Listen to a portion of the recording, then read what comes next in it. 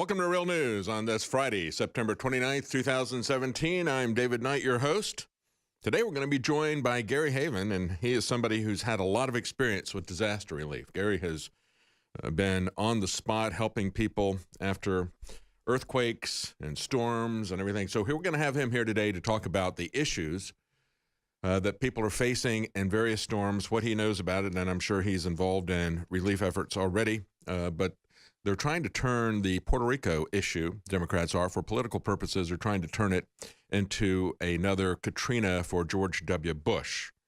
I don't think that's going to work. Quite frankly, we'll talk about this later when we get Gary on here with us. But the effort earlier this week to say that they can't get the supplies there because of a 100-year-old act called the Jones Act that restricted shipping to and from American ports, and Puerto Rico, although it's not a state, is an American territory.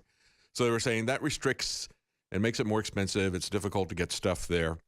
And so that needs to go. And President Trump is not doing it because he wants to put America's interests first and he's not interested in relief and so forth. That's nonsense. They waived that for Puerto Rico. And if you look at the delay, a good deal of that, I believe, was because we still had storms in the Atlantic. Everything has to be taken by ship, all the heavy equipment. The real issue in Puerto Rico is the fact they don't have power still. And they had a very fragile infrastructure, as we were talking about when the first storm skirted it, Irma. Had a very fragile infrastructure, took out a lot of power. But, of course, as we talked to someone on the ground there in Puerto Rico, they were telling us this is nothing new. We have this kind of power outage all the time. It's a decaying infrastructure run by a government that is politically and fiscally bankrupt.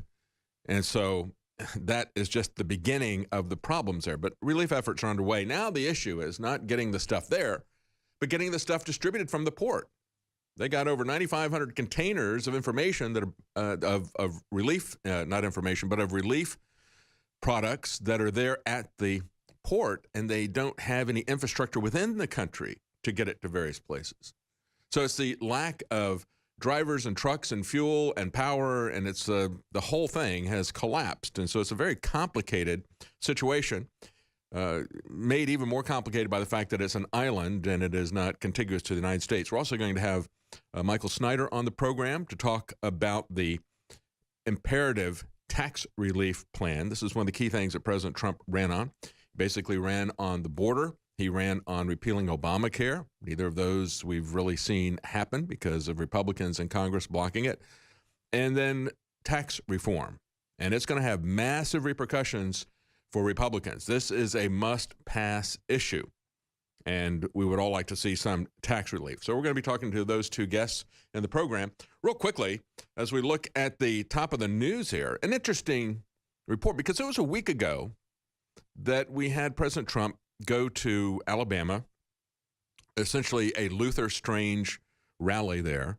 And everybody was saying, why is he backing this guy that came in a very distant second? Roy Moore did not get over 50%, so they had to have a runoff. But there was like a dozen different candidates in the Republican side of the primary, so that wasn't surprising that there'd have to be a runoff. But he finished about 16 points behind. Why is he backing this guy who, by all the polls, was losing by double digits, a guy who was part of the swamp? And we knew that it was something that was being pushed by Mitch McConnell and the GOP establishment. They spent $32 million on that election. But now a report is coming out. This is from Politico and reported by Breitbart that Jared Kushner was urging President Trump to back Luther Strange in the Alabama primary. More good advice from Jared Kushner. We've been told that Jared Kushner gave him the advice to fire Comey and to hire Scaramucci, and then says, hey, let's back the guy that is losing, that is an establishment guy that is opposed to your agenda. More good advice from the son-in-law, not so much. Stay with us. I'm David Knight. We'll be right back with Real News. Welcome back to Real News on this Friday, September 29th. I'm David Knight. I want to talk a little bit about politics, about the GOP, about the phony label. It's not enough just to have a R after your name. That's pretty meaningless. And as we were going to the break, I pointed out that Jared Kushner is now targeted by Politico as saying that he was pushing President Trump before the August primary to back Luther Strange. And of course, that would be one in a long line of bad decisions, bad advice that he's been given by his Democrat New York son-in-law, who basically doesn't share the values that were part of the Trump agenda. But as The Hill is pointing out, distrust of the Senate altogether is growing within the GOP. This is remember, the Senate fund that spent $32 million to try to keep out somebody that truly is 100% on board with the Trump agenda, Roy Moore. They tried to keep him out. They did it by attacking him not on the issues, because they can't attack him on the issues. He was with the Republican voters on all the issues. It was Luther Strange who was not with the Republican voters, Mitch McConnell who was not with the Republican voters on the issues. So they resorted to individual attacks. And I'm going to have an amazing clip for you coming up here from an attack on Judge Roy Moore by Chuck Todd of MSNBC, telling us how he doesn't support the Constitution whatsoever. You will not believe what Chuck Todd said. But when we look at what's going on within the GOP, the division within the GOP, they're pointing out that as we have this tax plan coming out, you have the Republicans showing a united face, but then behind the scenes they're saying, well, I don't know, if we start to look at these details, I'm not really sure that we're going to be able to do this. And the same type of thing we saw with Obamacare repeal. Same type of thing we've seen with a lot of the border security issues, especially the wall that President Trump had made a centerpiece of reform. And so you have some of the Republican congressmen saying it's the Senate that's going to throw us, the House, going to throw our majority under the bus, because we're the ones who really have the most exposure in the next election coming up just next year in 2018. And so we have Tom Cole from Oklahoma saying they haven't been able to deliver on health care reform, and they ran on it. They all ran on it. Now we have a do or die moment on tax reform. And so we're going to be talking to Michael Snyder, who's been a longtime writer and contributor here at InfoWars. He's now running for Congress. And we're going to need to have people like Michael Snyder, people like Roy Moore, who are on with the agenda, instead of this duplicitous type of rhino that we see populating the Senate. As I said before, it was very important, I think, in this last-ditch effort trying to save face by Lindsey Graham. Just let it fail. Let the Democrats own Obamacare and let the Republican voters feel the pain and the betrayal of the GOP establishment. So we get these people out at the primaries. At the primaries, because once you get past the primary, you're not going to have a choice with the Democrats. The Democrats are going to be even worse on all of the issues. Another one said they put our majority in jeopardy with their failure in health care more than they did their own. So they're feeling that division there. Now, here's another example. Take the Illinois Republican governor has now signed a controversial abortion bill. He did that on Thursday. It's going to provide expanded state-funded coverage of abortions to low-income residents. This is the Republican governor of Illinois, the same guy who just turned Illinois into the very first sanctuary state. So the GOP label means absolutely nothing. We have people like this Illinois governor. We have people like John McCain. We have people like Lindsey Graham. We have others who are trying, like Tom Tillis. Oh, and before I get away from abortion, on the other hand, you've got the House passing a late-term abortion ban. So you see how the difference is here? We've got the Republican governor in Illinois extending abortion coverage, state-funded abortion coverage, while the House is trying to ban late-term abortions. And they're concerned, of course, that it's not going to get through the Senate, because now Mitch McConnell is not going to waive that 60-vote rule. And they've only got 52 Republicans, and probably not all of them in the Senate are on the side of life. So again, we see the Republican establishment is out there just using the symbolism, say, hey, you know, we voted for it. Sorry, they didn't want it to pass, just like they didn't want Obamacare repeal to pass. But they could come in and say, hey, I voted for it. It's very embarrassing for them to have to pick a few sacrificial lambs to reverse their votes so that they could stop Obamacare from being repealed. But now they're going to do that again with abortion. They want to keep these wedge issues like abortion, like Obamacare there. They don't want to actually change anything. They want to keep having those things there so they can run on them, but they're not going to change anything. Here's another example. We're talking about DACA. This is now a GOP version of DACA, of the Dreamer Act. And who's it being put out there by? None other than Tom Tillis from North Carolina. And I've talked about Tom Tillis in the past, too. He came in after only 1 or 2 terms as a congressman. When the Republicans got the majority in North Carolina in 2010, North Carolina was carried by Barack Obama in 2008. And people didn't like what he did. It wasn't racism. They saw what Barack Obama had done, and so it turned the whole state Republican. For the first time since Reconstruction, they had a Republican legislature.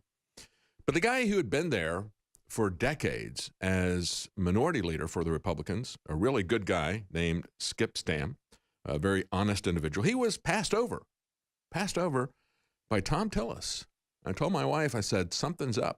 This is a guy with not much experience, and he is a tool of the establishment. And right away, he got the first big toll road in North Carolina owned by a Spanish multinational corporation, just like they are here in Texas.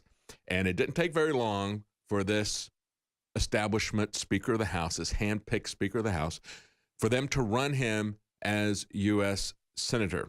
And he won because he had that R label. And then he is the guy who has offered the legislation to make sure that President Trump can't fire Mueller. See how he is with the establishment? Now we have him yesterday getting on the stage with a Republican senator from Oklahoma, Lankford, and Orrin Hatch, all putting forward their Dreamer Act.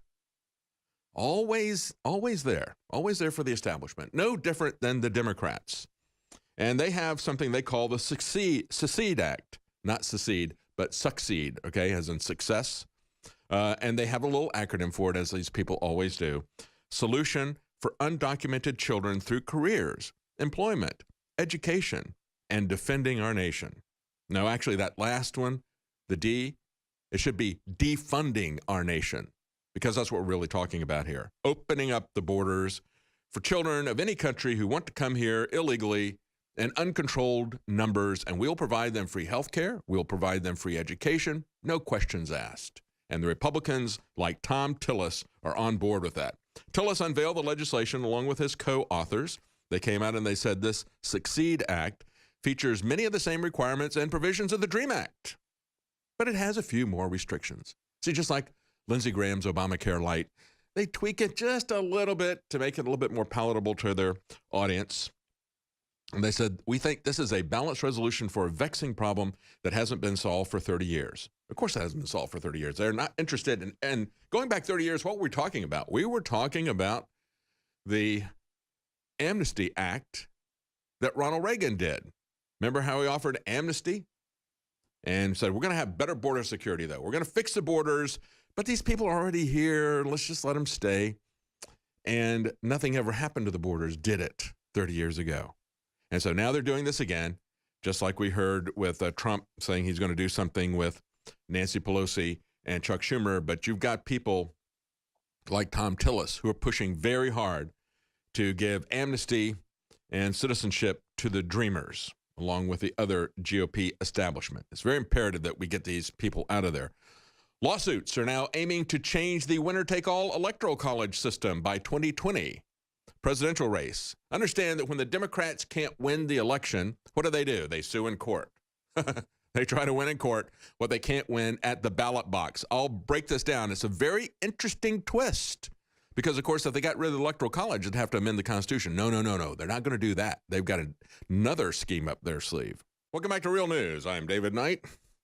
When we get back to these lawsuits, the tactic that the Democrats are going to be using to try to shut down the Electoral College. I'll tell you briefly, I've spoken about it before, why the Electoral College is so important and why it is important that we do not allow them to take a backdoor to change this thing or to allow them to use the legal system to achieve what they cannot achieve at the ballot box. And that's what this is all about. But before we do, real quickly, I want to remind you of the sales that we have at InfoWarsStore.com. We have 50% off Vitamin Mineral Fusion Drink. And of course, that's a very easy way for you to take all of your necessary vitamins, minerals, and amino acids in a drink mix that you can then flavor however you wish. So I got a great flavor to start with, but if you want to put anything else in there, fruit juice or whatever, it's a great way to get all of your vitamins, minerals, and amino acids very quickly, and you can get that now 50% off. That container is a 1-month supply. Great time to try that if you haven't. Also, we have a sale on Secret 12, our vitamin B12 formula, 40% off. Pick up a bottle now. Get these huge savings. Help your body to fight fatigue and weakness with Secret 12, our vitamin B12 formula, 40% off. Also, we have the Alexa Pure Breeze, the air filter, 20% off, and the Alexa Pure Pro water filter, both 20% off. All Emmerich's Essential Packs are now 50% off. That's our line of household organic products, things like sunscreen, things like bug spray that doesn't have any harmful chemicals in it, just organic things that are going to repel bugs that they find unpleasant but aren't going to harm your health. Not a poison, not a strong inorganic chemical involved in that. And a lot of other things that you'll find. That entire line, 50% off. That's Emmerich's Essentials, organic household products. And finally, we have 20% off InfoWars Wake Up America. That's our coffee. And if you haven't tried Wake Up America, you need to try that. It's a great tasting coffee. And if you drink coffee, as all of us here at the Oh Dark Early crew do, we get in here pretty early. That's what wakes us up in the morning. You can get that, and we have 2 different blends. We have the Patriot Blend and the Immune Support Blend. Pick the blend that you want, and at checkout, you can enter the code WAKEUP to get 20% off this week only. Again, 20% off at checkout when you enter the code WAKEUP and buy one of the, I don't think it's limited to one, but you choose which blend you want of the Wake Up America coffee that we have here at InfoWars. All right, so what are the Democrats doing? They've wailed and moaned because they've got to find a way that somebody like Hillary Clinton can win. Maybe they need to get a different candidate. Maybe they need to get somebody that isn't focused simply on identity politics. Maybe somebody that isn't a socialist. There's not really any market for that. But there is a market for that in a few very highly populated cities. And just in those few cities that then dominate their entire states, and I'm talking about places like L.A., Chicago, New York City. They dominate those states, the politics of those states. I mean, you look at upstate New York, it's pretty conservative. You look at large areas of California, they're pretty conservative. You get outside of Chicago, Illinois is pretty conservative. But those cities dominate the state politics. And if we didn't have an electoral college, those cities would dominate national politics in the same way, just because of the concentration of people there. And because of something about cities, as Thomas Jefferson said, they are a threat to the health, the wealth, and the liberty of man. Cities have always been about big government, big socialism. I think it has to do with people living in such close proximity, such high density to each other. They don't see each other as neighbors. They see each other as problems. Remember, earlier in the week, I was talking to Dr. Steve Pachinik about the small community he lives in Florida. And as the hurricane came through, everybody came together. Everybody was very neighborly. Everybody was doing everything they could to help everybody else. He pitched in, helped other people. Other people pitched in, helped him. That's kind of the way that it is in small rural areas. And, of course, the founders believed that it was essential for us to have an agrarian society because they felt that cities and concentrations of populations would destroy liberty. And we see that in the big cities. And they didn't want to have a few heavily populated states dominate the election of the president. So they set up the electoral college system. It still is skewed in terms of the number of electors that each state gets. But if we go to a situation where we simply have the number of voters and it's simply a popular vote, you also understand there's another issue, not just their political choice, but there's another issue in these big cities, and that is corruption. It's very easy for these people to stuff the ballots. It's widely reported and believed that JFK worked a deal with Daley to pad the vote for him in Chicago so he could win the 1960 election. So we don't want to see that type of thing happen. That's why we have the Electoral College. It's in the Constitution. They don't have the capability to amend the Constitution. No problem for liberals. They'll find another way. And so they're saying lawsuits are aimed at striking down the winner-take-all system and giving electors more freedom to change their votes. And this has been in the works since their sore loser lost the election, Hillary Clinton. This is reported by the Washington Times. They say the idea is not to eliminate the Electoral College, which would require a constitutional amendment, but to require states to implement a system in which electors cast ballots based on the percentage of the popular vote. See, that's what they would do. They would require them to do proportional representation at the state level. It's not clear that that would necessarily give them the results that they want, a Hillary Clinton. If they do it proportionally, if they do it by, what are they going to do, by congressional district? Are they going to do it by popular vote? Or are they going to do it by proportional popular vote?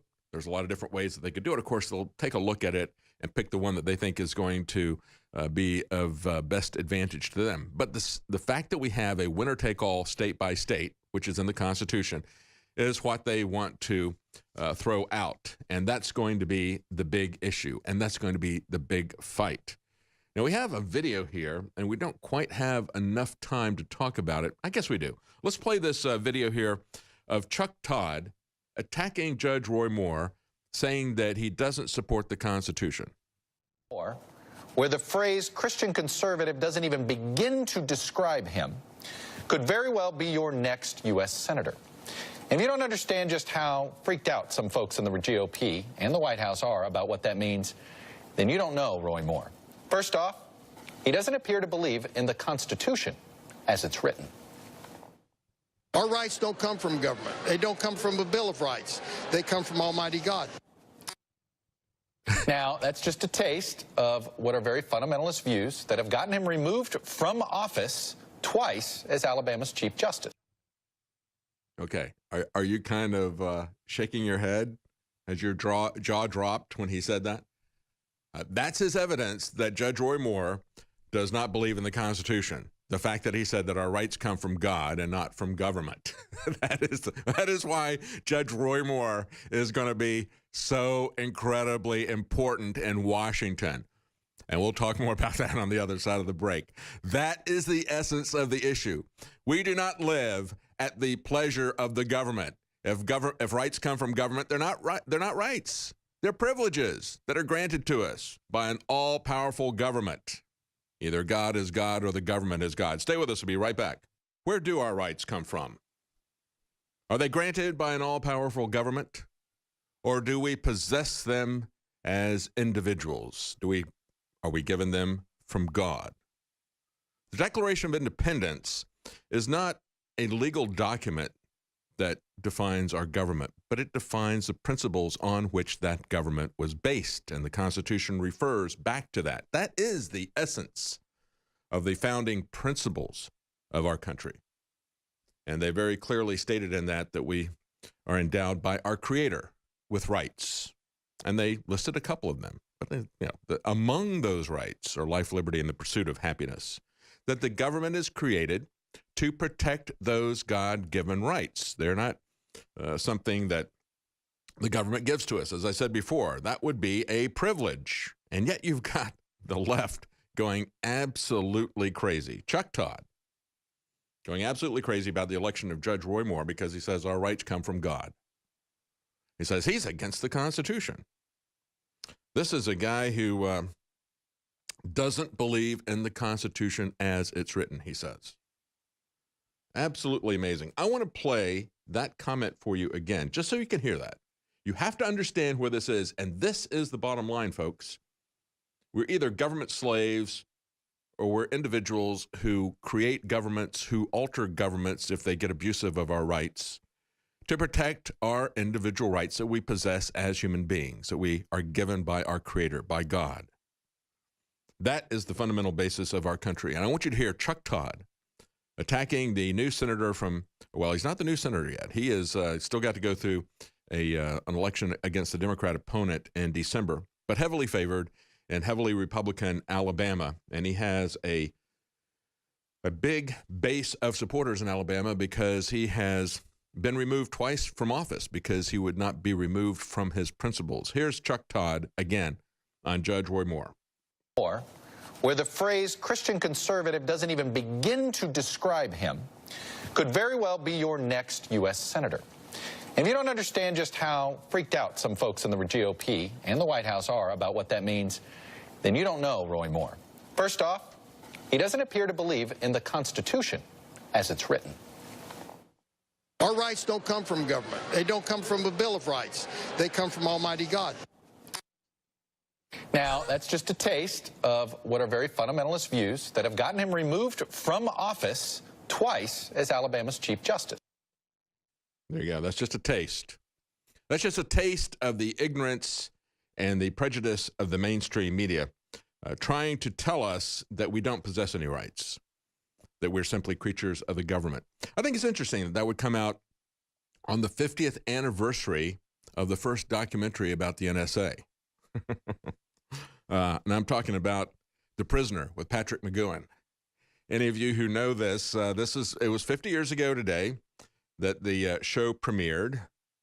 And it takes place in a village. It's about a guy who was actually, people had already recognized Patrick McGoohan. He was the individual who played in the UK series that was called Danger Man. When they brought it to the United States, they changed the theme song and it became Secret Agent Man, that very famous theme song that everybody here in America knows and knew Patrick McGoohan. He was one of the first choices to be James Bond, but he turned down the role because he didn't like the sexual scenes that he would have to do. He thought they were a bit much. He was a devout Catholic, and he didn't want to do what they had James Bond doing. That's a big part of the Bond character.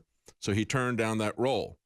And he put together this series. And it begins, each episode begins with a guy who angrily drives to his, I guess, the office where he is, the intelligence office where he is, slams his fist on the ground, resigns. You see them marking out his face as they put his file away.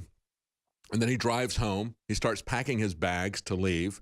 And this guy pulls up in a black limousine dressed like an undertaker and puts a attachment that gasses him as he's in his apartment. And then he wakes up in this place. And here's how the dialogue goes from there. Here he is waking up. He's walking over to the window. He opens it up and he sees a very strange village. Really unusual architecture. That's Port Merion in Wales. In the village. What do you want? Information. Whose side are you on? That would be telling. We want information. Information. Information. You won't get it. By hook or by crook, we will. Who are you?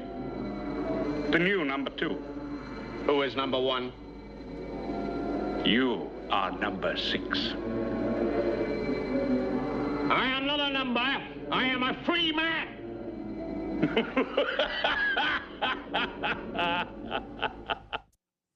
That's right. And he goes on to say, I will not be pushed, filed, indexed, stamped, briefed, debriefed, or numbered.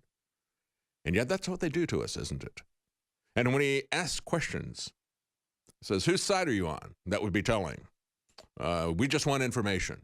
Information. Information. That's what the NSA wants. That's what the government wants. They just want to know a little bit about you for our files, Mrs. Robinson.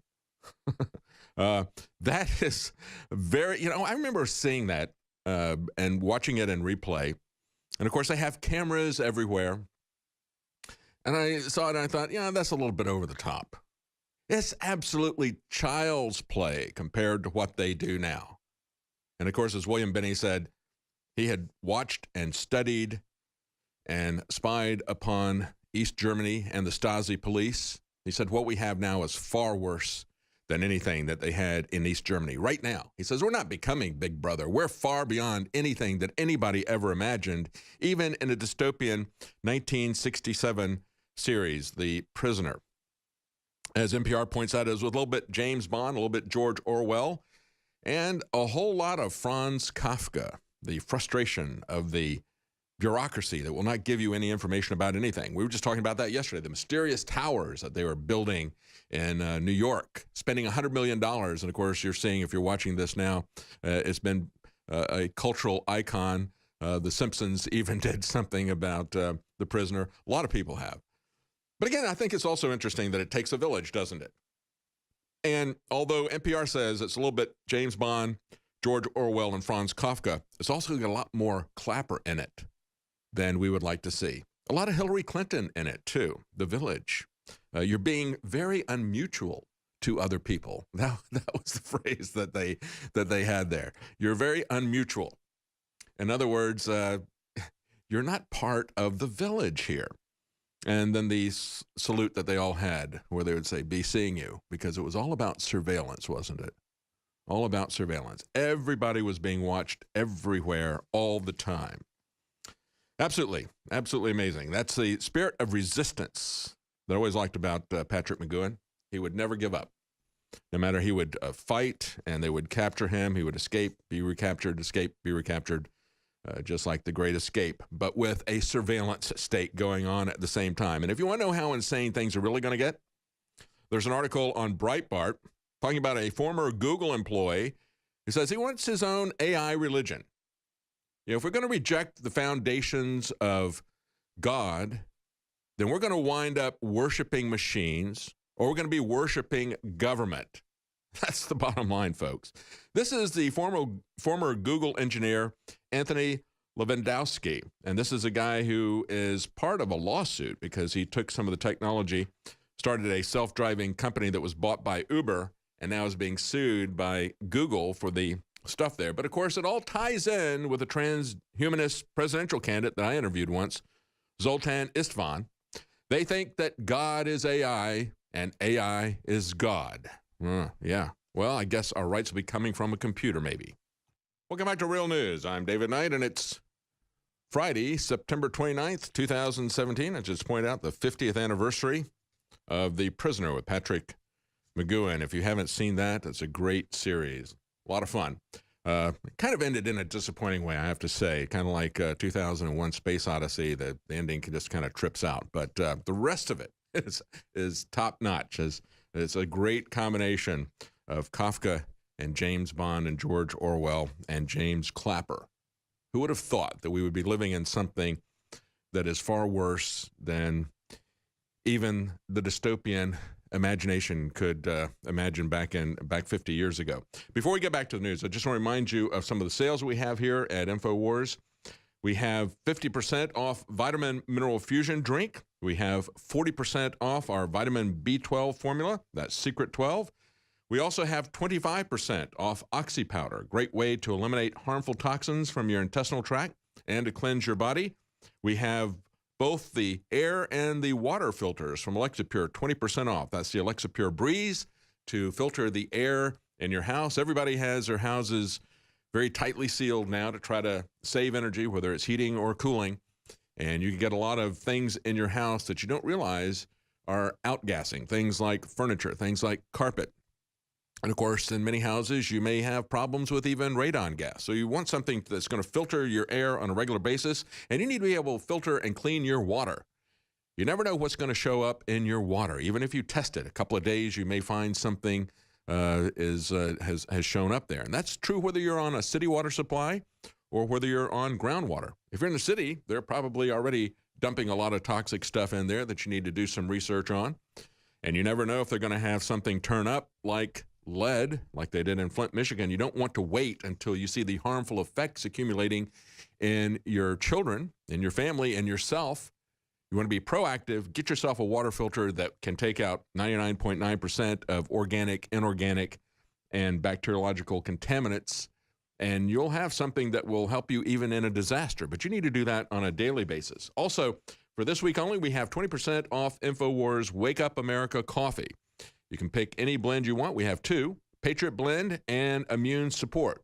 And at checkout, just enter the code WAKEUP, and you'll get 20% off the coffee that you select, our Wake Up America coffee. That's 20% off with the code WAKEUP at checkout. There's an article from The Hill, a Democrat addiction to Trump. They're fixated on him, aren't they? It gives the party cause for concern. And what they're saying here is they've got a couple of races that are coming up in New Jersey, and they think even Virginia, two states that were won by Hillary Clinton. They think the attacks could help them to win in these elections. These are gubernatorial elections, governor elections.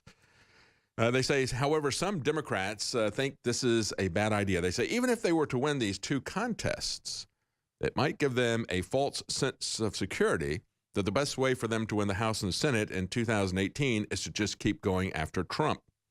One Democrat strategist said it's like a jolt of sugar. They just can't put it down. If you want to convince a semi-regular voter to show up and vote on Election Day, you need to give them something else. In other words, you need to give them something to vote for rather than just showing up to vote because they hate him personally, the personal politics of attack. He says, I wonder if there's a bit of amnesia happening, said one senior aide in Capitol Hill. It's almost like we didn't learn our lesson in November. And it can really come back to haunt us a little over a year from now when it really, really matters. Yeah, they didn't win the election in November. They can't face it. They keep putting out this silly idea that the Russians did it. And now we have, and we reported on this last week, the fact that Representative Dana Rohrabacher from California met with Julian Assange. And Julian Assange said, look, I can prove that it wasn't the Russians. None of this stuff came from the Russians. I'll be willing to prove that if you will give me a pardon from President Trump for the charges that have been drummed up by the military establishment, the industrial complex, the surveillance state, or the police. We could call it the police, military, surveillance, industrial complex. It just keeps growing, doesn't it? It keeps metastasizing in all these different areas of our life. But they're the people who are really trying to put Julian Assange in jail. It's the American government that has been driving these false charges about Julian Assange that are responsible for him being under house arrest, essentially, under siege in the Ecuadorian embassy for years. He knows where it's coming from. We know where it's coming from. And actually, even after the election of President Trump, and there was very helpful true information. Let's just emphasize that, folks. Why is it wrong to put true information out there that was hidden from us, crimes and conspiracies and crooked deals that were being done by Hillary Clinton, not only before the election as Secretary of State, but also the Democrats should be angry about what she did against Bernie Sanders, how she and her cronies rigged that system dishonestly. They didn't want people to see it. So they created this fake narrative. And now the Republicans are coming after Julian Assange. We've got people in Congress saying that they want to classify WikiLeaks as a hostile state actor. And he says, I can prove that it's not the Russians, and I'll do that in exchange for pardon from President Trump. But this is the interesting point. They had on Saturday, President Trump told reporters that asked him about this offer, because we had Rohrabacher go meet with Julian Assange. It made the press, and evidently it was a surprise to President Trump. Who are you? Are you number 2? You are number 6, right? Who's in charge here? Is it Kelly? Is it Kelly that's making sure that President Trump doesn't read anything that Kelly doesn't want him to see? Quite possibly. The president told the reporters when they asked him about this deal being offered by Julian Assange, I've never heard of it, he said. Maybe he wasn't telling them the truth, but more likely this information was being held from him, as we've had multiple reports tell us that Kelly is closely controlling the people that he talks to, closely controlling everything he reads. Dana Rohrabacher said that Trump is being blocked from knowing about the potential deal with Assange. That's Congressman Rohrabacher saying that Trump is being blocked. Blocked by who? We know who he's being blocked by. It's by Kelly. He said, I think the president's answer indicates that there is a wall around him that is being created by people who do not want to expose this fraud. That would be people who are part of the military, police, surveillance, industrial complex, wouldn't it? Because if you start to look at this, and if you start to understand that this whole Russians did it narrative is a lie, that it was created not only to keep people from looking at the content that was being released by Hillary Clinton, but to keep people from looking at the fact that we have a thoroughly politicized surveillance state, that we have people like James Clapper who are acting in a political, partisan way, using the powers of the surveillance state, not to protect us. It's not about that. It's about protecting their political power. It's not about providing security to us. Whenever you give up your liberty for the promise of security, you're just going to be made a slave. And that's what they're doing to you. They always wave the bloody shirt of terrorism so they can take away your freedom. When are you going to wake up, America? You could wake up if we saw this whole Russian hack the election narrative, this lie from James Clapper that was repeated, that was actually started with Hillary Clinton. 17 intelligence agencies all agree on this. And then he repeated that and then eventually admitted under oath that that was a lie, got caught in his, the problem with James Clapper is, like most lawyers, he doesn't have a good enough memory. And he doesn't have a very good poker face either. We had Snowden release those documents just a month or so after he was seen lying. Everybody knew he was lying. And he couldn't even look Ron Wyden in the eye as he committed perjury. But he's still there, and he's still the favorite talking head on all the different mainstream media programs about, oh, yeah, the Russians are still hacking us. Dana Rohrabacher said, the president's answer indicates there's a wall around him being created by people who do not want to expose this fraud, that there was a collusion between our intelligence community and the leaders of the Democrat Party. Okay? There was a collusion between them. He said this would have to be a cooperative effort between his own staff and the leadership in the intelligence communities to try to prevent the president from making the decision as to whether or not he wants to take the steps necessary to expose this horrendous lie that was shoved down the American people's throats so incredibly earlier this year, says Congressman Rohrabacher. That is precisely the point, folks. We have to expose this lie. And we have to break through this control that has been, this wall that has been put around the president by this military junta in the White House. I mean, even Mattis, yesterday, the interview that I had with Dr. Cohen, talking about how he's pushing for this green Navy and shutting down efforts by Republicans to say, we need to take the Paris Climate Agreement out of the Pentagon's budgeting, paying 9 times as much for alternative fuels. We'll be right back. Welcome back to Real News. I'm David Knight on this Friday, September 29th, 2017. Amazing story here. We have Melania Trump offering some Dr. Seuss books to a Massachusetts elementary school. And the librarian says, we don't need your books. And then doubles down and talks about Dr. Seuss being racist. I guess now racist by the association with Trump. Even though we had Michelle Obama who would read Dr. Seuss books to kids in elementary schools. We had Barbara Bush, Hillary Clinton, also reading Dr. Seuss books to children in elementary schools. Absolutely amazing. And so the White House came back after this librarian rejected it and said that these illustrations are examples of racist propaganda. You didn't know that Dr. Seuss was racist, did you? Yeah, he's racist like, Benjamin Franklin and all these guys. Dr. Seuss is now racist. The witch hunt never ends. Witch hunt never ends.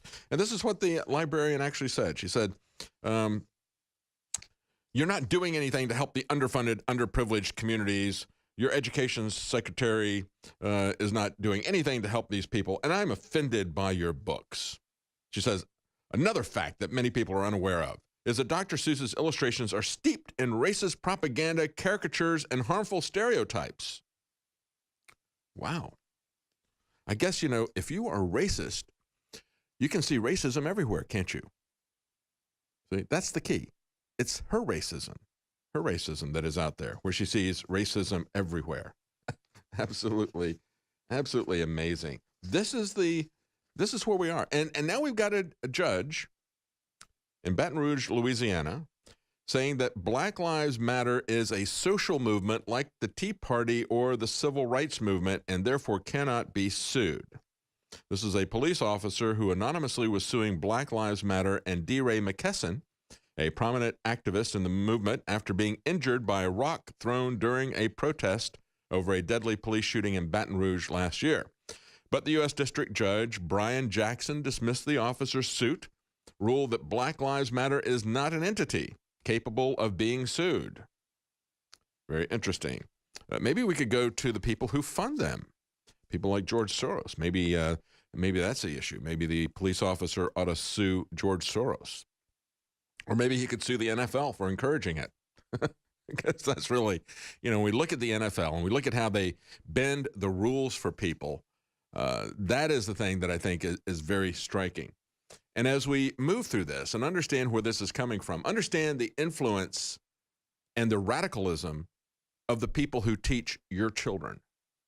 And that's true whether or not they are being taught a radicalized sexual agenda in elementary school or kindergarten by somebody trying to confuse them about their gender, part of the transgender agenda, or whether they're political radicals, like this woman here.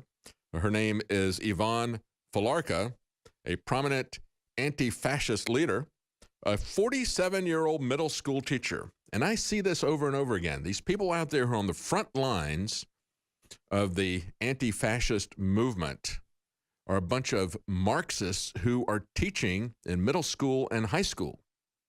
And I had the occasional Marxist when I was going through school, when I was going through college, but it is really being radicalized here and also violent by any means necessary movement. And she was arrested because she was violent at a protest.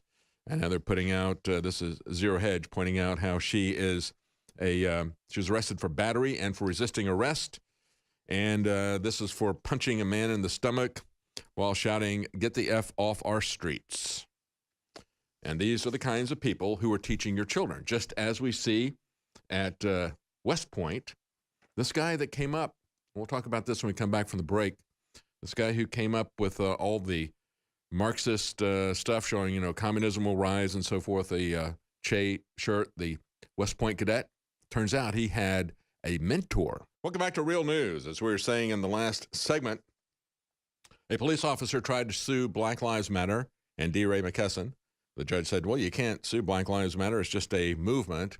It's not an organization. But somebody is paying D. Ray McKesson quite a lot of money. He's got some people behind him, should be able to sue that guy. And, of course, we understand that a lot of people who are leading these protests, calling for violence, are school teachers, public school teachers who have been radicalized and who are Marxists. And we see this even at West Point.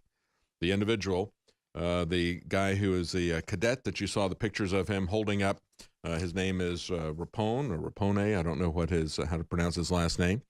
But we saw the pictures of him in his West Point uniform holding a sign saying that communism will win and having a Che Guevara shirt underneath his uniform. It turns out that guy has a mentor, a teacher as well. They don't just get this stuff out of nowhere. They got somebody pushing this stuff. And guess who and what his teacher is? His advisor is Rashid Hussein, a professor of Middle East history who happens to also be a radical Muslim and a Marxist. Remember all the people who said, you can't say that Barack Obama is a Muslim and a Marxist? Well, yeah, quite frankly, you can. You can be a captain of industry and you can be a Marxist. You can be somebody who is the CEO of Exxon and you can be for Paris Climate Accord Treaty and carbon taxes. Because if you really understand what's at the bottom of these things, that's not a contradiction. And it's not a contradiction for these other people. They see them as useful idiots, both Marxism and Islam, because Islam has the connection to politics. It is a legal system, not just a religion. And so because of that, they can find that they are going to be useful idiots for a world government. But his advisor is a guy who's a professor in Middle East history. He was in charge of this second lieutenant and of his development. They say at West Point, this individual had mentored the young cadet. The two apparently traveled together to India, 2014. They maintained a close relationship until Rapone graduated in May of 2016. Also during that time, Rapone's Facebook posts grew increasingly radical and leftist. And then it culminated with a picture that went viral on Sunday when he posted a picture of himself in the West Point uniform holding a hat that he had written inside the hat. He had a sign that said, "Communism will win." And he held a clenched left fist, the symbol for the radical Marxists They say after the photo garnered widespread attention on Twitter, West Point quickly issued a statement to distance themselves from the cadet. They said, the U.S. Military Academy strives to develop leaders who internalize the Academy's motto of duty, honor, country, and who live the Army values. Second Lieutenant Rapone's actions in no way reflect the values of the U.S. Military Academy or the Army. So they started investigating him. They found that going back to February 11th, he had posted an article titled, Know Your Gun Rights, a primer for radicals. It's going down, uppercase. He also posted a meme from a group called Anarchist People of Color and criticizing, of course, white privilege. Remember, it was the radicals, Bill Ayers radicals, who came up with white skin privilege. They were the first ones to start using the racist meme to divide and conquer to get political power. Sometime last year, this cadet posted a picture on Instagram of the Antifa, the anti-fascists, the Antifa flag in his room next to a print of Che Guevara. And he said next to it, he said, new room decor until it's flying proudly in the streets. Antifa. He also posted on Facebook a picture of himself holding up the Communist Manifesto with his army dress uniform hanging in the closet in the background, and a number of posts showing opposition for Trump policies and administration officials and support for Bernie Sanders.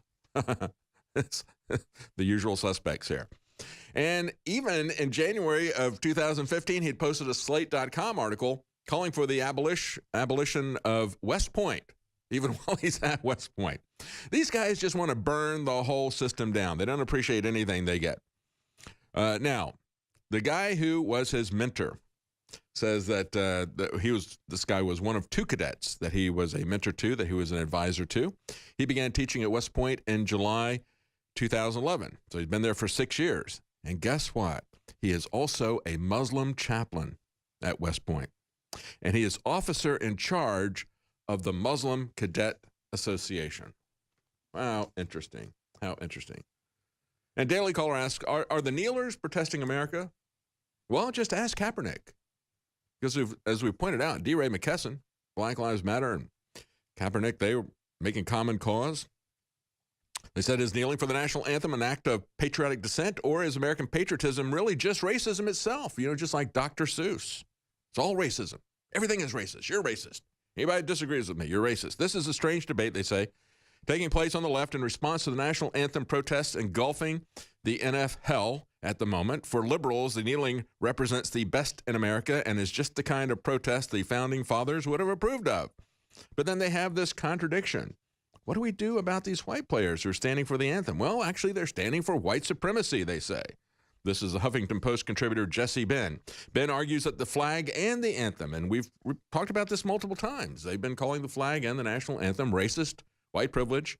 And so we know what they're disrespecting. We know what this is about.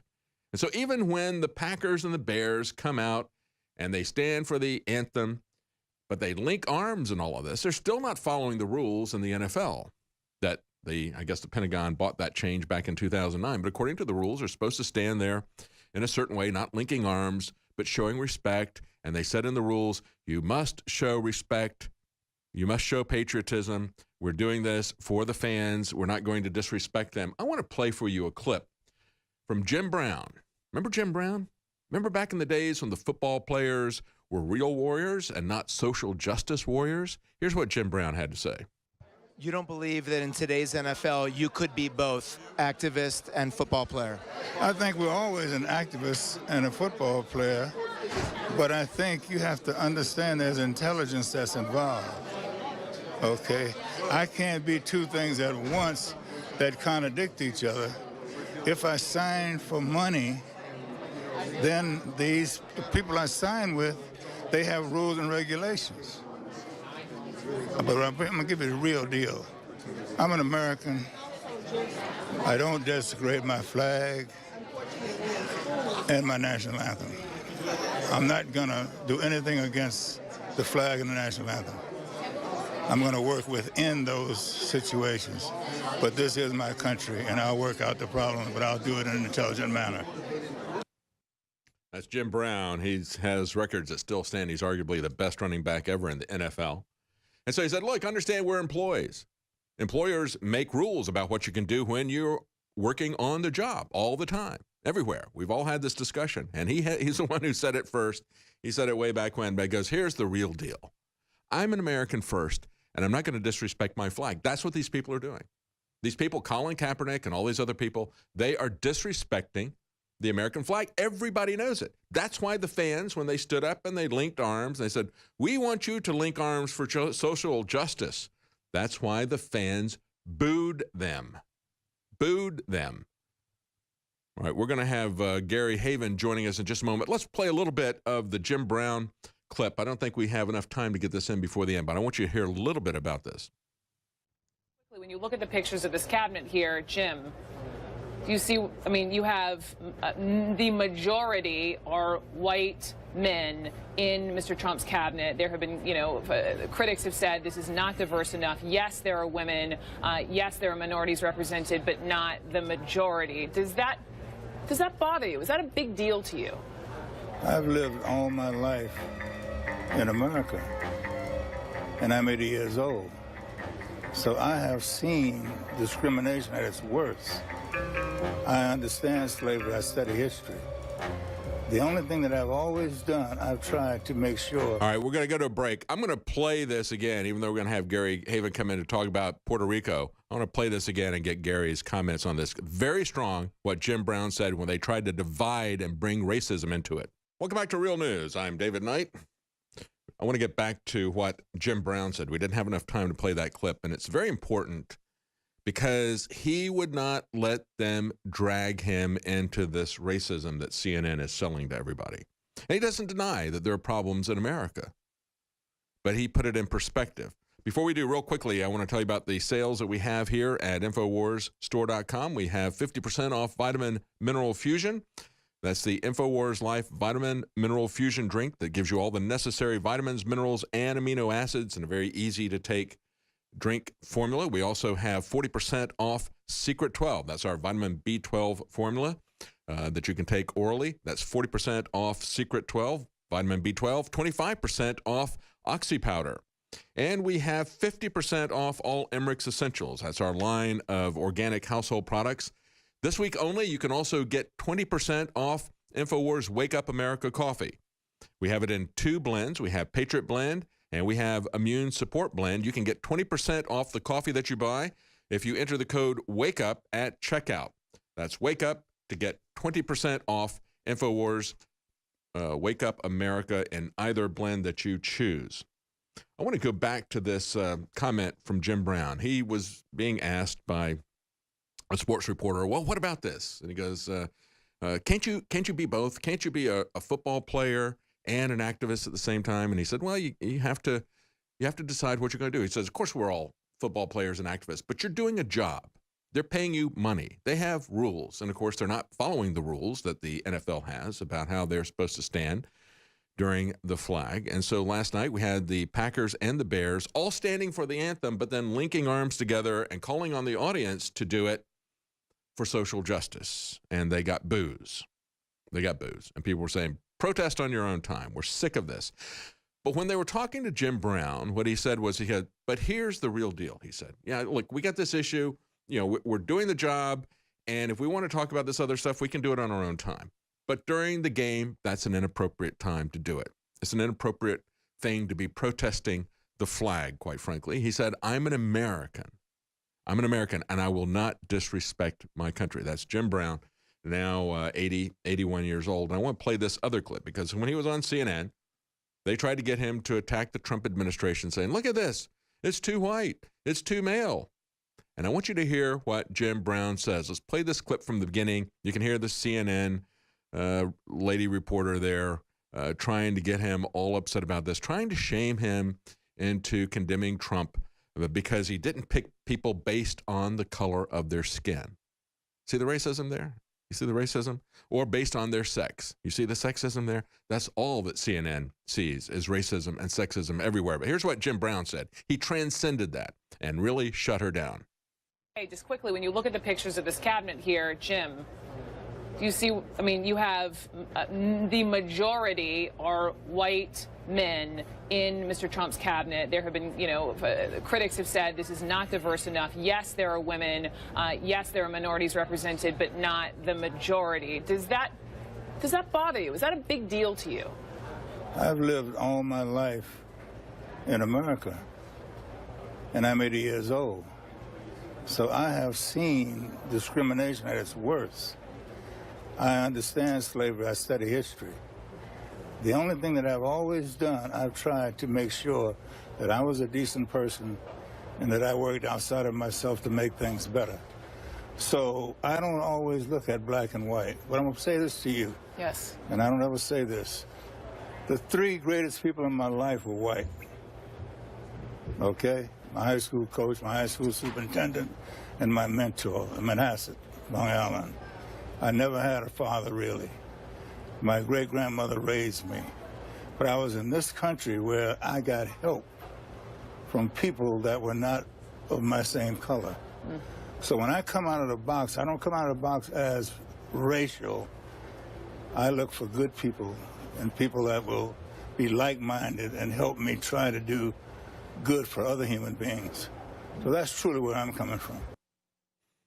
That was great, the way he shut down that racism of CNN. Now, we got another individual who was a Ravens anthem singer. He's black. He's 28. He's a veteran. And he resigned because of these NFL protests. So CNN got him on, see if they could move this around. And he said, look, most fans accepted me as a veteran, as a former 9/11 operator, as a patriot, as a singer of the anthem. But far too many fans seem to reject the issues that affect not just me, a black veteran and an American, but all of us. Think about that. All of us. Okay? So he was talking about the fact that he felt that these NFL players were disrespecting the flag and what they were doing. He could no longer do that. He could no longer sing the Star-Spangled Banner. And they kept pushing him, and he said, look, I understand we got issues, just as Jim Brown said. He says, I grew up in America. I saw the racism. But he goes, I also had white people who helped me, and I don't see simply skin color. And I want to make sure that we get things fixed, is what this guy, Joey Odoms, is saying. He says, these are issues that affect all of us. You see, we can sit there and we can play games with statistics, and we can say, look, there's a higher percentage of people that suffer police brutality who are black than there are who are white. And then we can play the other statistical game, and we can say, yes, but there are more white people that are hurt by the cops than there are blacks in terms of absolute numbers. Take your pick. Why can't we say, let's not make this a black or a white issue, but let's fix the problems in the police force. Let's fix the problems with training. Let's fix the problems in the way that they interact with the community. And the only way we're going to get that done, especially if you're a minority, is to realize that, as Joey Odom said, these are problems that affect all of us. And we have Black Lives Matter coming out there. They're doing it simply to try to divide the country. And now we've got former CIA and NSA Director Michael Hayden. Remember the guy who said, we don't listen to bad people, we listen to interesting people. And he is now interested in this debate. He's interested because he sees it as an opportunity to attack President Trump. And he wrote an op-ed piece, and he demonized President Trump. And he says that Michael Hayden sides with Colin Kaepernick. He says, as a 39-year military veteran, I think I know something about the flag, the anthem, and patriotism. He doesn't show that he knows anything or cares anything about the Constitution or the Bill of Rights, obviously, and what he has done. He has done everything he can to attack the foundations of this country, and now he will side with anyone in order to attack the president. Michael Hayden says, I never imagined myself saying this before Friday, but if now forced to choose in this dispute, put me down with Colin Kaepernick. All right, we'll put you down with Colin Kaepernick. Michael Hayden, this is what Colin Kaepernick said. Colin Kaepernick said, I am not going to stand up to show pride in a flag for a country that oppresses black people and people of color. Kaepernick never said that he thought America was a great country and that it just had a problem with police abuse. He specifically identified the nation as an evil oppressor of people of color. Now, Michael Hayden is not an oppressor of people of color. He is an equal opportunity oppressor. He will violate the Constitution for anyone and everyone. He doesn't care what color you are.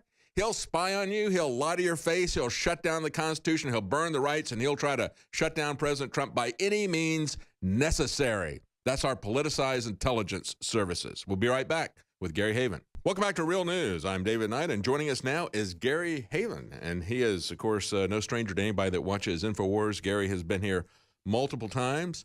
Gary came here as part of his Amerigeddon the Movie, and you can find AmerigeddonTheMovie.com. You can find information about that. But, of course, Gary is a very successful Texas businessman. He is the man who he's a founder and CEO of the fitness chain Curves International, the fastest growing franchise ever. I think it was the largest franchise, isn't it, in terms of number of locations? Not the largest. We reached 10,000 locations at our peak, which made us the 10th largest of all franchise companies in the world. What we were was the fastest growing franchise company in history, which was pretty cool. That's amazing.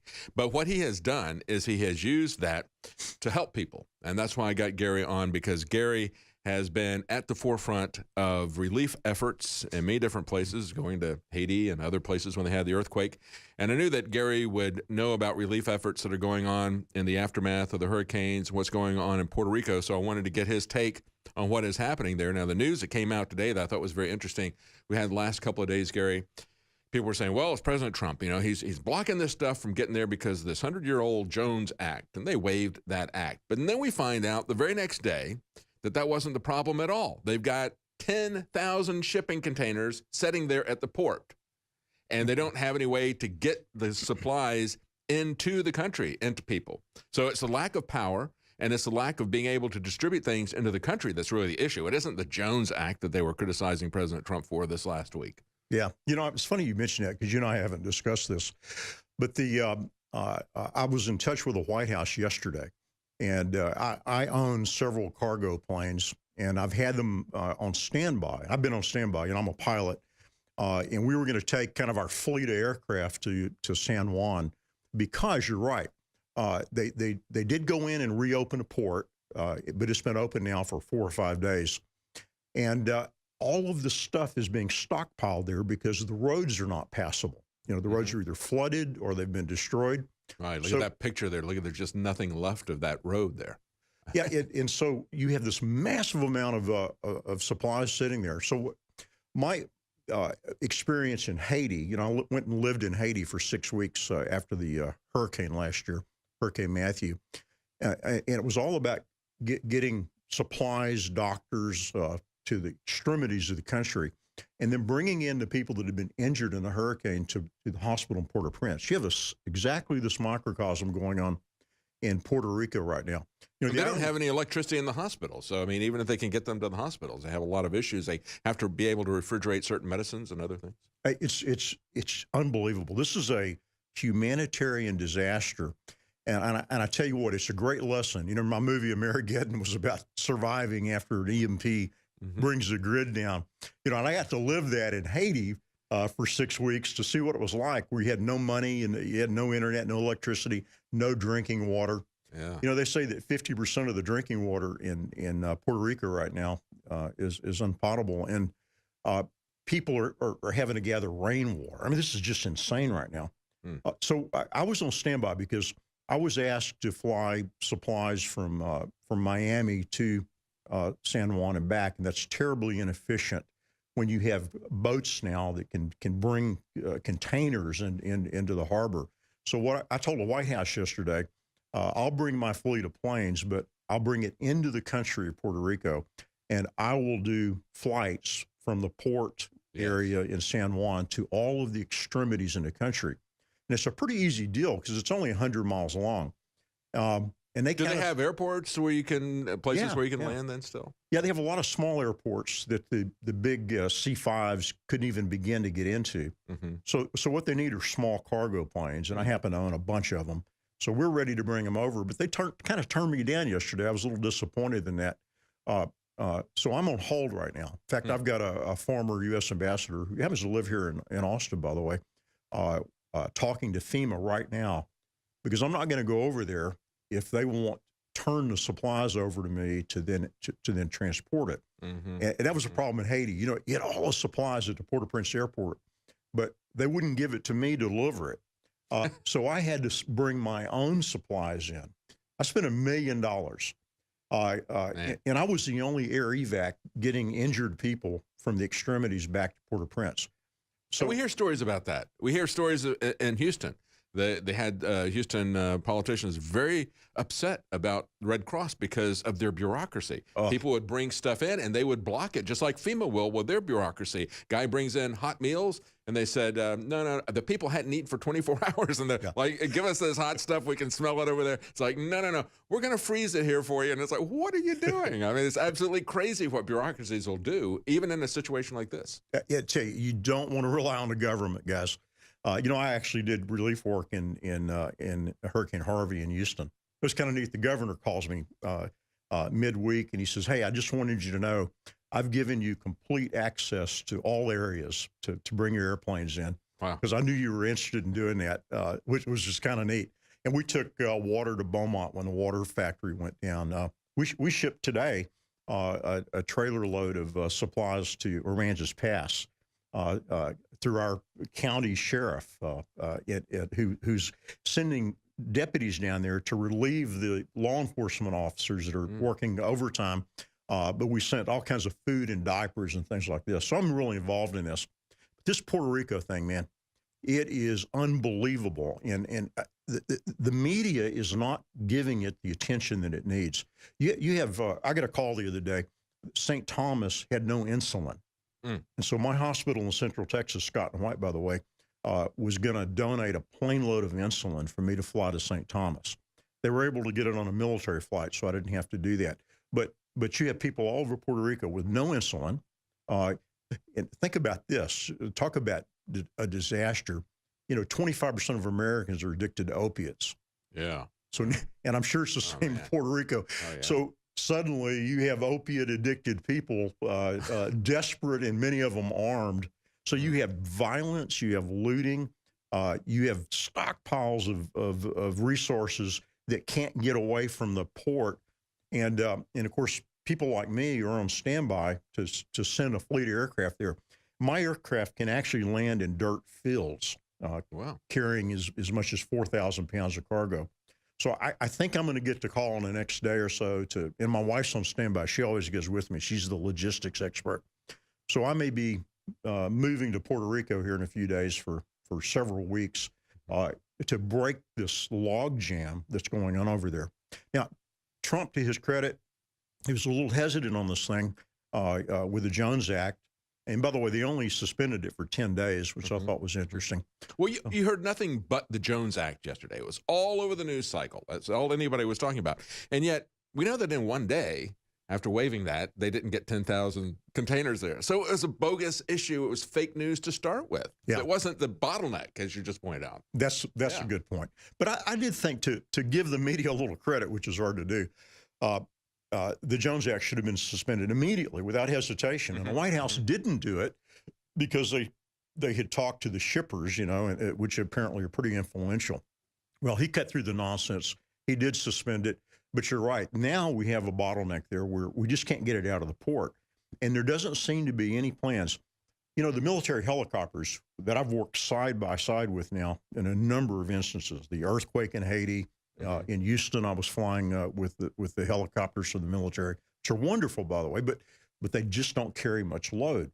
And so that's inefficient right now. They need people like me to come in there with our resources. And it's so neat. You know, in Haiti, we had a number of volunteer pilots with their aircraft, paying their own fuel, paying their own way. In fact, the first week we were there, one of the planes flew into a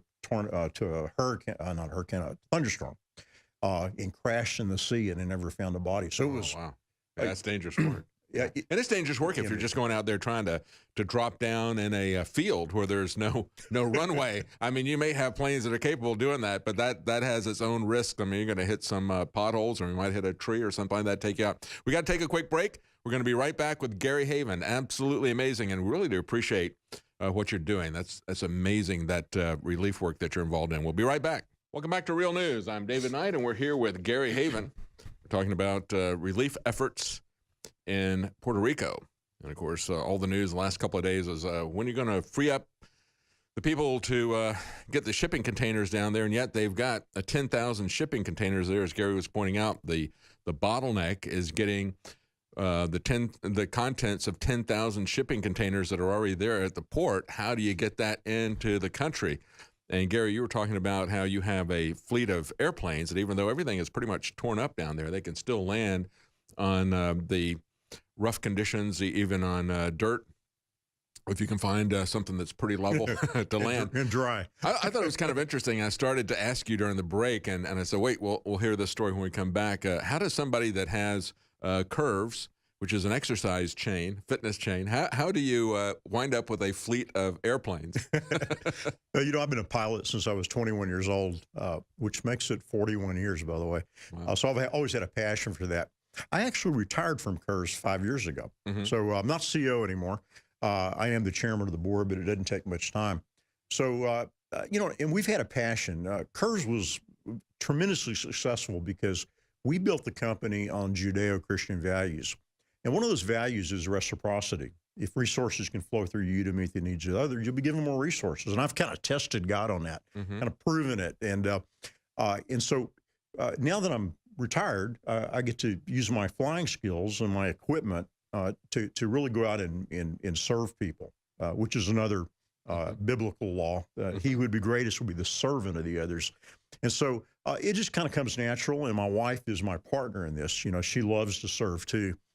And so we're able to, and I tell you, it sounds like I'm, you know, being selfless or whatever, but the truth is, when you're feeding children that aren't going to have a meal, or getting them to the hospital if they would, or else they would die, that's the most gratifying, selfish thing I could do, because it's just, I know what you're talking it's about. a great adventure. And I really would encourage your audience to, you know, to be available to that, because it's so rewarding and so joyful. I don't have time to be depressed.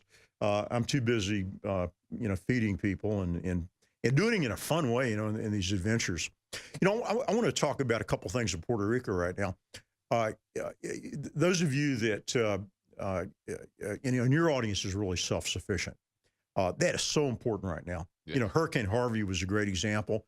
You know, people are standing around waiting to be saved. Yes. You know, I've been a prepper a long time. If a disaster happened around my house, you know, I could just close my gate and be fine for at least a year.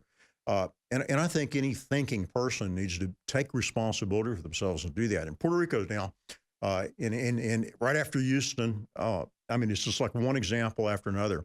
And by the way, we sent a plane of food Monday to southern Florida. There's still pockets down there in some of the poor areas that don't have electricity or food in Florida. Yeah. We can't even talk about that anymore because And how long has that been? How long has it been? It's been about 2 weeks, yeah. But Puerto Rico is amazing right now because the stuff is sitting there, but because of the government bureaucracy, nobody's thinking it's going to sit there and rot on the port while people don't have insulin. Half the people don't have water. You know, most of the hospitals still aren't open. And the ones that are, it's intermittent because of the generator situation and no fuel. And it's a great example of depending on the government to save you. And you'd mentioned the Red Cross. I want to put a little plug in for Red Cross. Do not give your money to Red Cross. Yeah, that's what multiple officials in Houston were saying. They were angry and adamant about that. Well, you know, I've worked side by side with the Red Cross in Haiti, okay, whether it was the earthquake or the hurricane. And let me tell you what, when I was in Haiti for the hurricane, I saw one Red Cross person who attended a meeting. I saw no food, no medicine, no transport, absolutely worthless organization. And, you know, the CEO got caught lying about the distribution of funds several times here in the last few weeks, by the way. And it's a shame. It's supposed to be the predominant organization, and it's the one that, you know, everybody in authority says to give to. Now, don't give to that. So who do you give your money to? Southern Poverty Law Center? Yeah, well, they don't need any money, apparently. Right, they got tens of millions in offshore accounts. Overseas, right? Yeah. You know, Samaritan's Purse, wonderful organization. Franklin Graham is just selfless. And by the way, I've worked side by side with Samaritan's Purse, and I'm telling you, they put their money where their mouth is. That's right. And of course, I've heard that from multiple people. Oh, everybody that's, but I wanted to ask you because you've been on the ground and you've seen what these people do. You see what Red Cross does. You see what Samaritan's Purse does. Yeah. And I tell you, I see what the UN does too. Stay away from the troops. They're known to have a taste for little children. Yeah. In Haiti, they were raping children in Haiti. And we were the only air evac from two cities. If we didn't fly these wounded from the hurricane in, back in the Haiti hurricane, they would have died.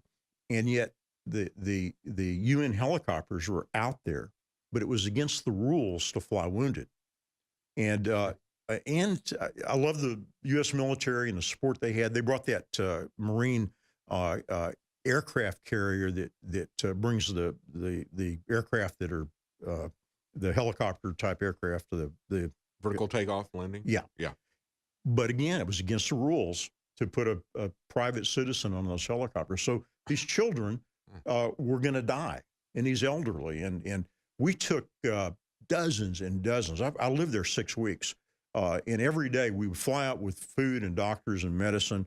And instead of flying the planes back empty, we loaded it up. I'm glad there's no FAA there because we would, no matter how many injured people were, we'd find a spot in the cargo plane and just lay them beside each other and then flying back in. And 50 of my flights were from a goat field. What is even a runway? And we would roll down that goat field with these wounded and get them back to the hospital. By the way, amazing. This is also interesting. When we got him back to Port-au-Prince, I had to pay an ambulance, my own money, to take him to the hospital. And then I had to prepay the hospital bill before the hospital would take them as a patient. Wow. Isn't that astounding? Wow. Now, Puerto Rico is a little better situation because it's fairly Americanized. But we still have people down there that can't get to the hospital. So many of them are just not operating. And so many of the hospitals don't have any electricity. So. Yeah. And the ones that, they're all running. And if they got a generator, they can't get the fuel for the generator. I mean, it's just this, the total collapse of the infrastructure is just beyond what Americans can really understand. But of course, it's all Trump's fault here. That's what CNN will tell you. I got a call yesterday from the White House. And it's funny, Jared Kushner was in charge of the project. They were looking for people like me that had resources to come and kind of stand in the gap. Because there's just not enough military equipment down there to move goods from the port out to the extremities. So you need people like me and my resources. And there's a lot of volunteer pilots that are there, but they won't give the goods to the pilots to take to the airports because it's not consistent with the rules. Yeah. So that's just it. It's the rules. Yeah. And we saw that in North Carolina. You know, I've mentioned it several times how we would see whenever FEMA would get involved, they would block people from doing relief. We had a tornado that came through not far from where we live that devastated a town. But the government, FEMA, fortunately didn't get involved. People would just bring in massive amounts of supplies, leave them on church parking lots, and they would hand them out to people. And the police, the local police, got there to keep people from getting electrocuted from down power lines, and that's the only way that the government got involved, was just the local police protecting people from getting electrocuted. They didn't try to set up any kind of rules about how you could hand out stuff. Everybody just knew what to do, and you had more than enough people who were bringing in supplies that wasn't the issue. It's always the distribution and the bureaucracy that gets in the way.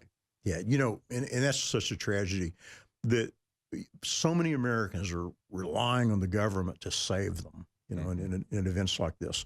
And the government is just horribly inefficient at doing anything. You know, our government was supposed to do three things: guard the borders. And look how well they've done that. Run a federal court system. And I don't know if you've ever had that experience. I have. No, unfortunately. It's horrible. And deliver the mail. and yet we want them to come in and do food distribution, fuel distribution in these events. But I'm kind of bad-mouthing this thing. The U.S. military does a spectacular job. I'm so proud of those guys. I mean, I've been into Port-au-Prince Airport after the earthquake where the U.S. military took the airport over. And that was the only way you could get flights in or out and things. So they do a great job. You know, they put a general in charge of distribution in Puerto Rico yesterday. Oh, Okay. well, that's good. Well, good, it may be good. Well, let's hope so. Let's hope so. All right, we're going to be back with Gary Haven, and we have another guest that's going to be joining us pretty soon that we will introduce in just a few moments. I think he's going to have some very interesting things to say. We'll be right back. I'm David Knight. This is Real News. Welcome back to Real News. I'm David Knight, here with Gary Haven, and joining us now is David J. Harris, Jr. He is founder and CEO of Uncorked, and we wanted to get David in here because he has something very important. He had a viral video that went off from his blog about the NFL, and really wanted to get his comments because I don't know if you heard it, David, but I had Jim Brown commenting, and they were trying to get him involved in this. And he said, look, we wear these two hats. You have to understand this is a job. And when you're here, you've got certain rules as a football player.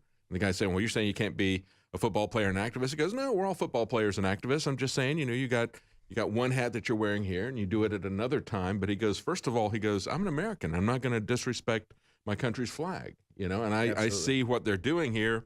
To me, it looks like they're disrespecting the flag. And so that was his comment on it from Jim Brown, probably the guy that still has records that haven't been broken in the NFL. But your comments on this? Well, it's the same thing. Football players are people, yes. But they get tased for being promoting things like Tim Tebow. That just hit me yesterday. When Tim Tebow decided to take a knee, it was an all-out war from the media against him demonstrating his faith on the field.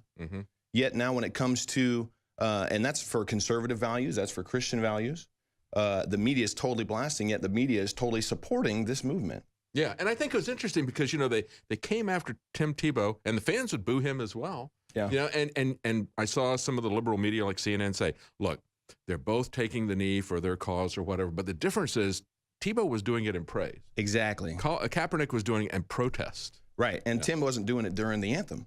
That's right. Completely different. Yeah. And that's the huge difference between this entire thing. It's actually in the NFL rulebook that they're supposed to stand and salute the flag for the national anthem and honor our veterans, honor our military. And for me, it was just, it was so backwards as to what we should be seeing when we want to unplug and really go get entertained and be excited about something. I think too many people are not excited about life themselves. Yeah.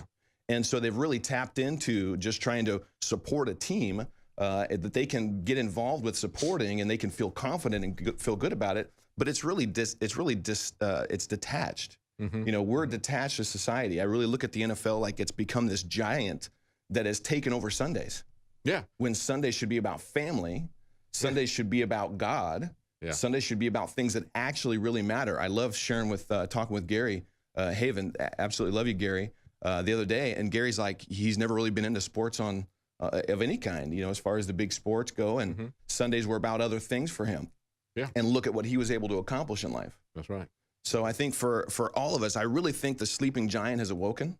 It's going to be a great thing, isn't it? It's going to be an step amazing back and thing. step away from this. Yeah. I mean, I've talked about it 4 years ago. I was talking about the crony capitalism, how much money people don't realize is being spent on these stadiums. Like in Minnesota at the time, they had a deficit, a state deficit that was a real issue for them because states can't just print money of $1 billion. But what did they do? When the Vikings wanted a new stadium, all right, we'll go another $500 million just for the Vikings. So they just doubled down on this. And so this is something that, and we see that happen all the time with billionaires who want to bring their business in, like Apple or whatever. They get the kind of subsidies that small businesses don't seem to be able to get, kind of help that they need, but they aren't able to get. But I want to get more comments from you. This is a short segment. We got to take a quick break. I'm David Knight here with David J. Harris, Jr. and with Gary Haven, and we'll be right back. This is Real News. Welcome back to Real News. I'm David Knight, and we've been talking in the last half hour. We were talking to Gary Haven about relief efforts in Puerto Rico. And he came down to Austin, and he had with him David J. Harris, Jr., the founder and CEO of Uncorked. And Mr. Harris had a very interesting blog post that he had on that went viral, millions of views. And he has a very interesting, different take, I think, than we've heard from most people on the NFL. He believes that this is going to ultimately be a very positive thing. And tell us why you think this is going to be a positive thing, Mr. Harris. Absolutely, David. I think that the sleeping giant has awoken. And I think the sleeping giant is the spirit of the American individual, which transcends color, It transcends race. It transcends sex. It transcends age. The spirit of the American individual is somebody that is fervently for freedom and fervently for family, and I also believe fervently for God. Mm-hmm. You know, our country was founded on Judeo-Christian values, and I think somewhere along the line, I think people will agree with me, we've given that over on Sundays to football. Yeah, yeah. And people literally, it seems like, have sold their soul, which makes up their mind, their will, their emotions. They've sold their soul to this thing called football. It's funny to me when I'll be at a place and I'll see a bunch of fans that their team just lost, and they're so down in the dumps. Mm-hmm. They're just, I mean, sometimes it can get just downright ugly and sad. You know, how upset they are, physically, emotionally upset they are, and they're not even on the team. And they always talk about we. Yeah. And it's like, but you're not there. You're watching it, but they get so involved in it. They do. And it's this virtual world that we live in. And so, you know, we see that, and we were just talking about that during the break, about how sad it is that this generation has this virtual relationship, that they relate only to other people through their iPhone or something, instead of face-to-face. The lack of human contact, the lack of that, and the fact that there's this virtual relationship here, and the people have that with their football team. That's their virtual family. Yeah, they do that in the TV. Mm-hmm. The TV was the first virtual family before the iPhone. The iPhone is just a miniaturized TV. That's right. And so too many fathers for too long, decades, have sold their soul to this thing called football that we should have been. And I'll take responsibility as well. I've had my years, it's been a while, but where my Sundays were filled with more football than family. Mm-hmm. We're filled with more football than God. Mm-hmm. You know, it's like, man, my team's playing it's going to be a great game today. I'll go to church next time, or I'll go to church later. And then later turns into weeks, which turns into months, which turns into a habit that's been formed where the fathers of the home haven't been there at the most, I think, cherished day of the week, when most fathers don't work on Sundays. Mm-hmm. Mm-hmm. Unless they're a business owner or unless they're working 2 jobs or whatever. Sundays are supposed to be for fathers to really connect with their family. You know, for too long, fathers go to work, they put all they have in their strength and their energy into their job, and then they get home and they take their work hat off. Mm-hmm. That's when work starts. That's right. That's when work just begins. And, you know, going back for decades, it's only recently that we've had so many people, because we've got a large service economy, and now all the businesses except for Chick-fil-A stay open on Sundays. Yeah. But it used to be that everybody took off on Sundays. Yep. But then the fathers would go to the football game. Yeah. So I think that is being unraveled right now. Mm-hmm. I think it's an absolute awakening of the spirit of every American. And I'm already seeing it. I mean, that video went to 11-something million views. And the comments that I'm getting from women that are saying, my husband stayed home. He kept the TV off. He was engaging with our kids and with me. And we haven't had that kind of family time in years. That's great. I mean, how amazing is that? I really hope that continues. You know, I know that the teams, I heard the Denver Broncos came out and said, we're not going to kneel anymore. Well, of course, you should have been kneeling in the first place. Yeah. It's too late to come back, and there's no takebacks on what you did. All these teams, they need to understand that there's no takebacks from that. And I think that once the fathers get that experience, you know, and they start that new habit of, you know, being with the kids, being with the family, going to church, whatever, all these different things. Yes. You know, you don't replace a bad habit by just doing nothing. That's exactly right. You stay out of a bad habit by replacing it with something positive, something that was better, and it is better. It is better to have a relationship with somebody than a relationship with your Facebook account. Yes. And it's better to have a relationship with your kids than a relationship with your NFL team. Absolutely. Yeah. And I think fathers are waking up to that. I know that all you moms and wives out there, you guys can continue to encourage your husbands to say no to the NFL.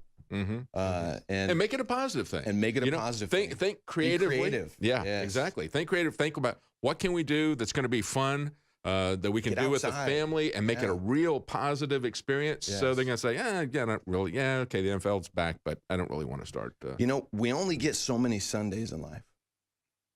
We only get so many Sundays in life. Mm-hmm. And for fathers that are getting this message, I don't think they want to look back at the end of their life when they're in their 60s, 70s, 80s, or if their life is cut short. they don't want to look back at their life and say, how many of those Sundays did I waste on watching somebody else live their dreams? That's very when my dream is right here in front of me with my wife and my kids. That's our dream. Mm-hmm. That's what we should be giving our soul and our passion and our life to. And so I believe that's the awakening that's taking place right now. That's really true. That's really true. I just heard from the crew that they've got your video, and I'm not sure how long it is. Do we have enough time to play it, or we can play part of it, right? Okay, let's play a little bit of that and give people a taste of it. So this is a video that's already gone pretty viral, but I want to give you a taste of what David Harris did with this, and maybe you can make it go much bigger. This is a very important message. Let's roll that. So let me get this straight. We have NFL players that are taking a knee in protest.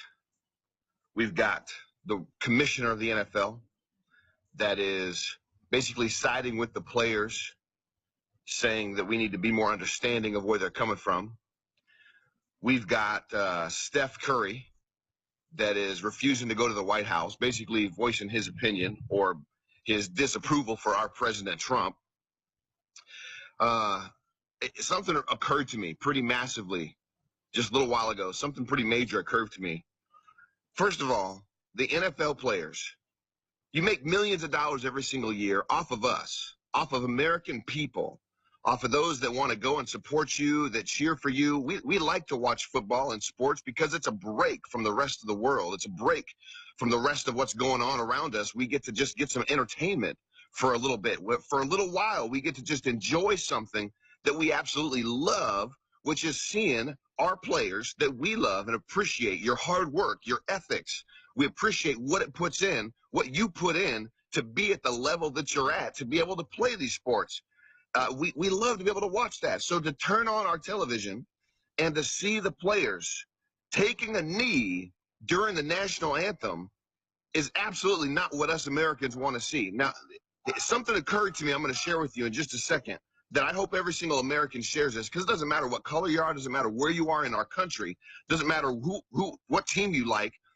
If you're an American-loving, a USA-loving American, please share this video. Something that massively occurred to me. But I'm going to take a minute to talk about the NFL players. You million-dollar earners. You don't understand what it's like for us regular Americans.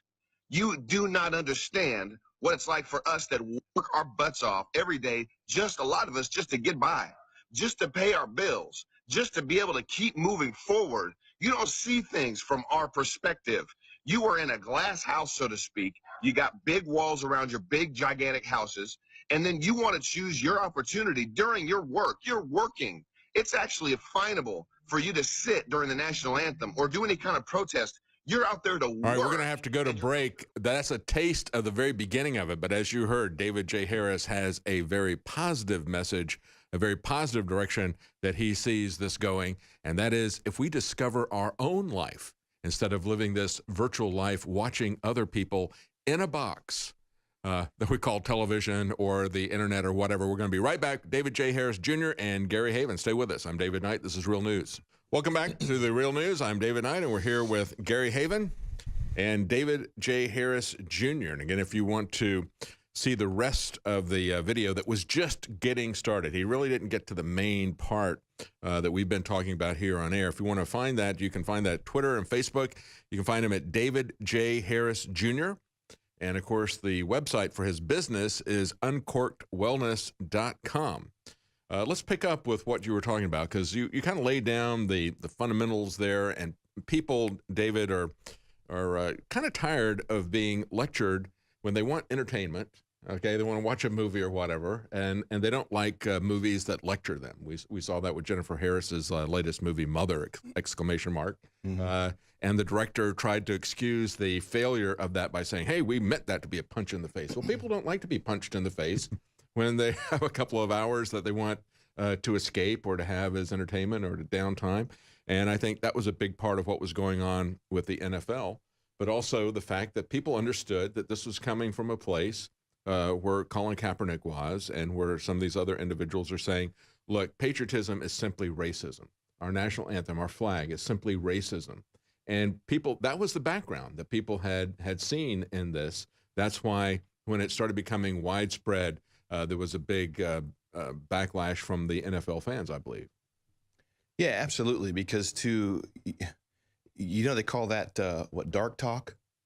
Where you say one thing, say it's good, it's really bad, and then the perpetual, consistent saying of something that's bad, eventually people begin to maybe semi believe it. And that whole talk about Trump being a racist, it doesn't work when a black man, and I'm very open about the fact that I'm multinational. I mean, I'm multiracial. My mom is white and she's got a lot of Irish. My dad is black, but his grandfather is Irish. But a person doesn't look at me and say that's a white guy. I've dealt with my share of racism, but I also, as a lover of God, and I think as a believer in who He is and in the freedoms that we get to enjoy, and He wants us to enjoy, and we've got that because of the foundation of this country and the fabric of this country. There's no way in good conscience that, for me personally, I've ever been able to side with most of the liberal views, even when most of my family on the black side of my family are liberals. And they voted for Obama. I did not vote for Obama. Can I tell you, I cried because I didn't think I'd see the day when a person of color would take the presidency. I didn't think so. I was living in Laguna Beach at the time, and I cried. But I also cried that it was Obama because I did not feel like he was going to represent the people of color the way that I feel like we should be represented. And I hear it all the time. He said one thing, he did another. So those liberal progressive views that are really all about control is something that's had its roots in especially the black community for generations. And it's the ends of the ham story is what it is. You heard the ends of the ham story? No, what's that? So a mother is cooking Thanksgiving meal, and she cuts off both ends of the ham and she sticks it in the pan and she puts it in the oven. Her little girl says, "Why'd you cut off both ends of the ham?" And she says, "Well, I don't know. I'd have to ask your grandma because I always saw her do that." So the little grandma comes over.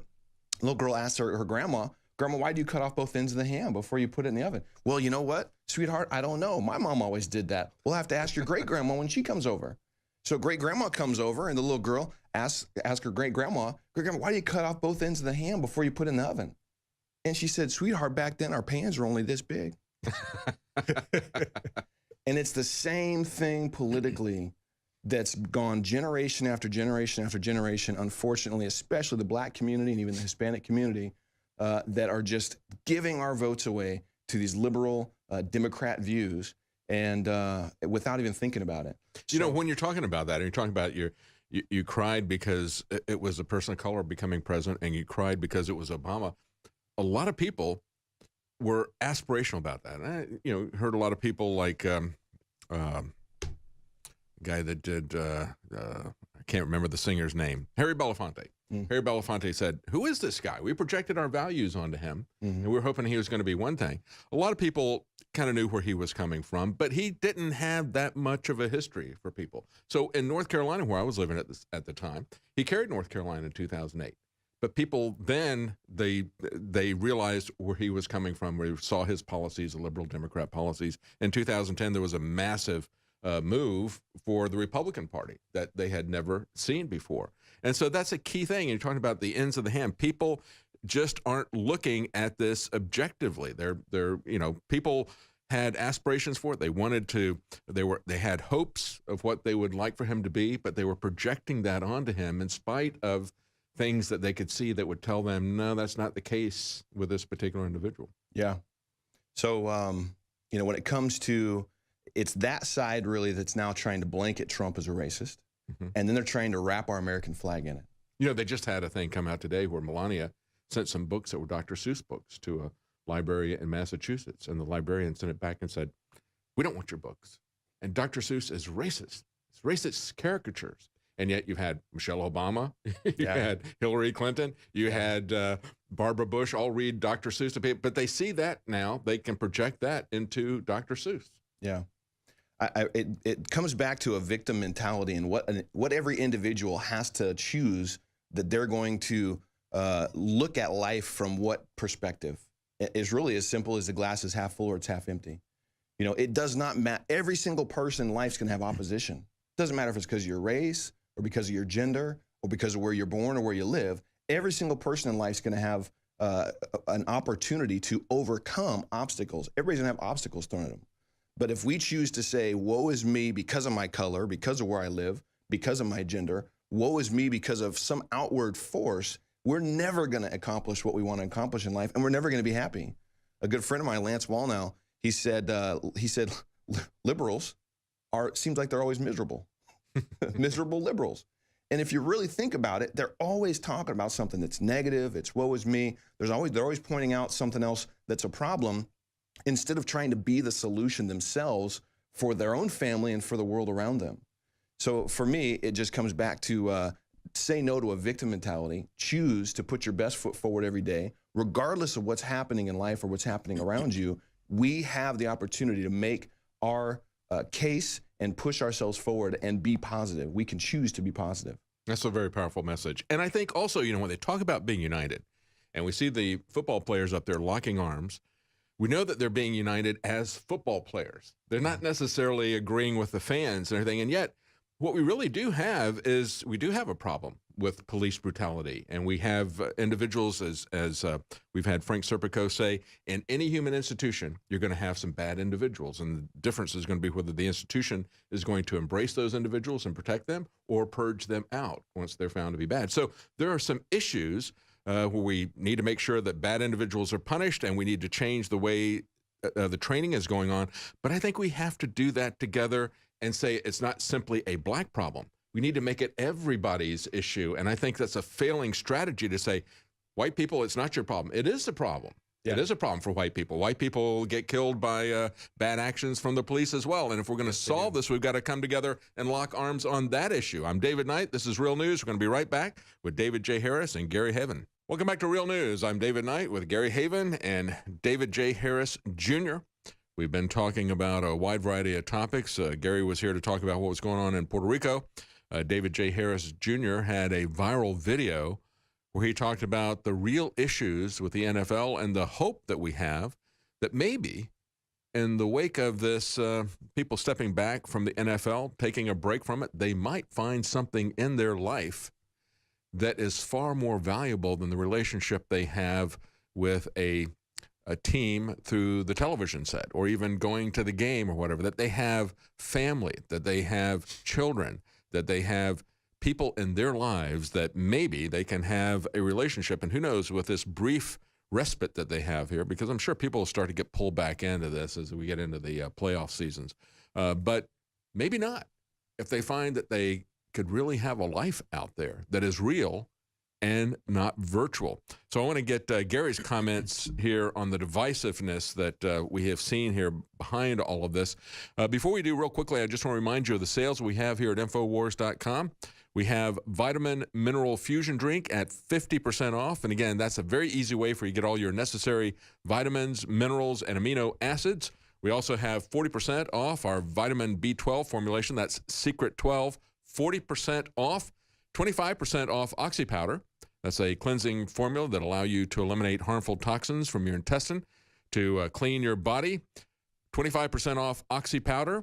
And we also have, just this week only, 20% off InfoWars Wake Up America. And you can get that in a Patriot blend or an Immune Support blend. That's 20% off Wake Up America coffee when you enter the code WAKEUP at checkout. 20% off InfoWars Wake Up America coffee. Gary, let's talk about the divisiveness, because when we were in the break here, we're talking about how if they really want to get the problem solved, they wouldn't say this group is more aggrieved than that group, so just shut up.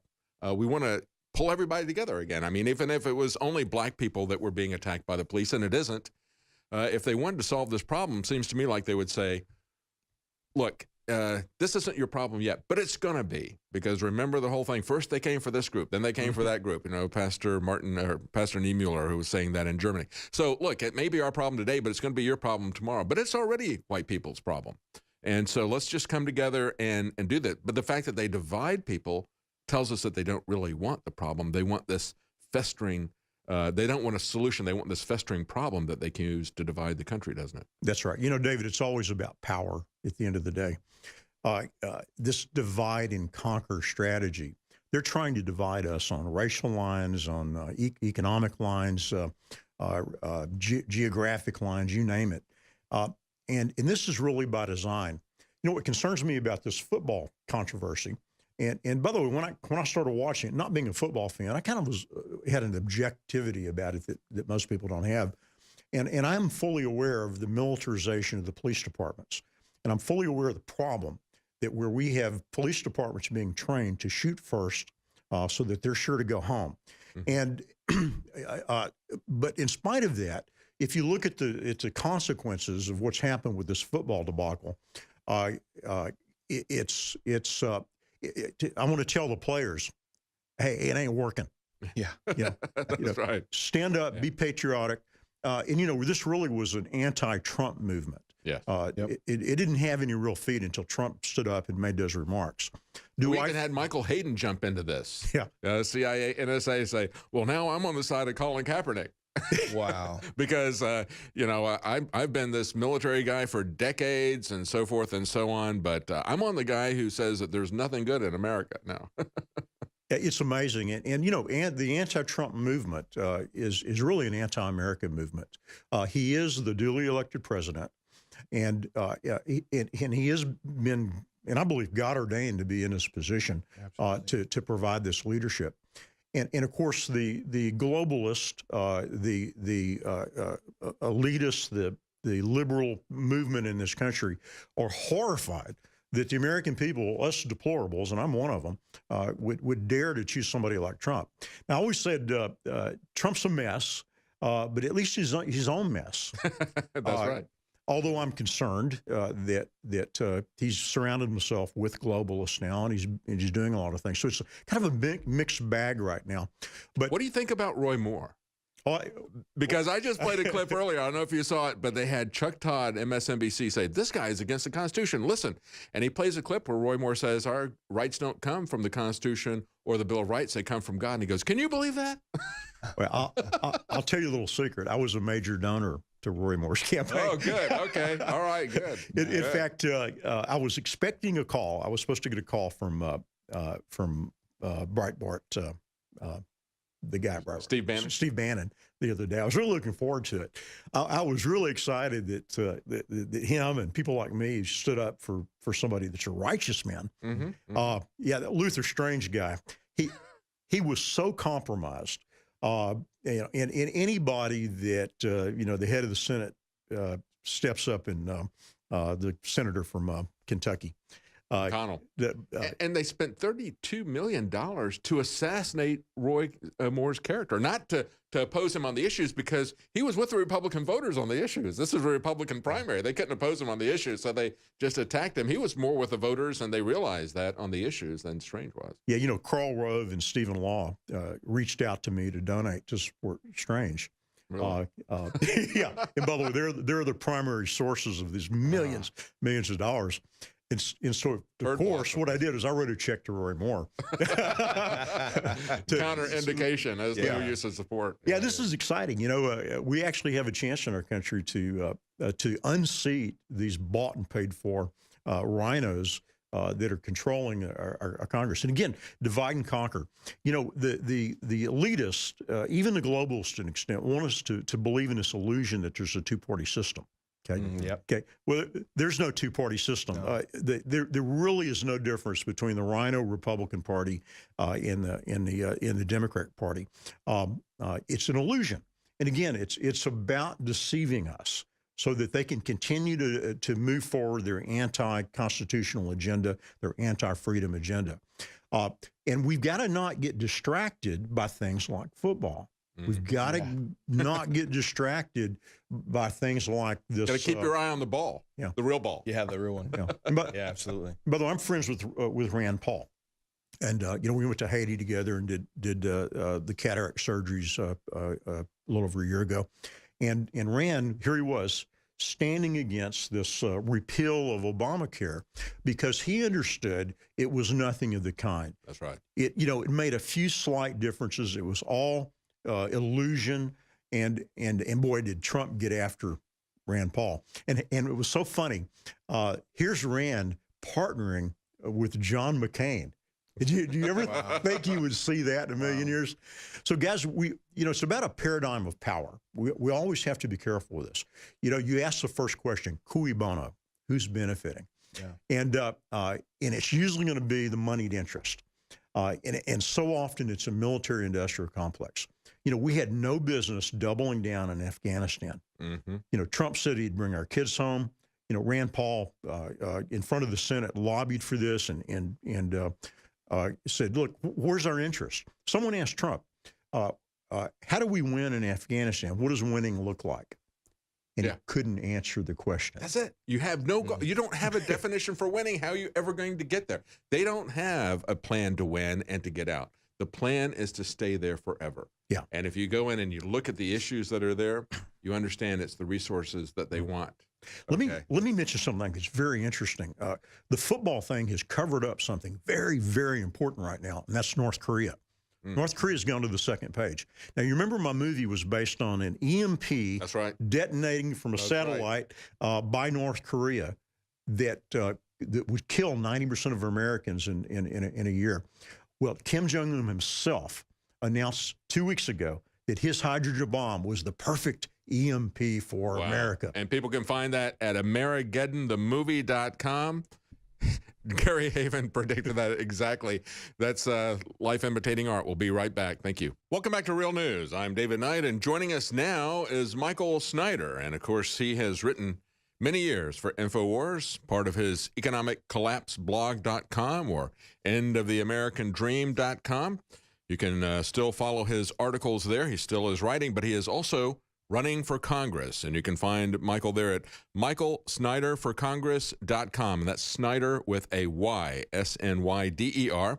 I wanted to talk to Michael today because he is running for Congress. I want to talk to him about what he thinks of what we've learned so far about the tax relief plan. This is a very important thing for the Republicans to get through.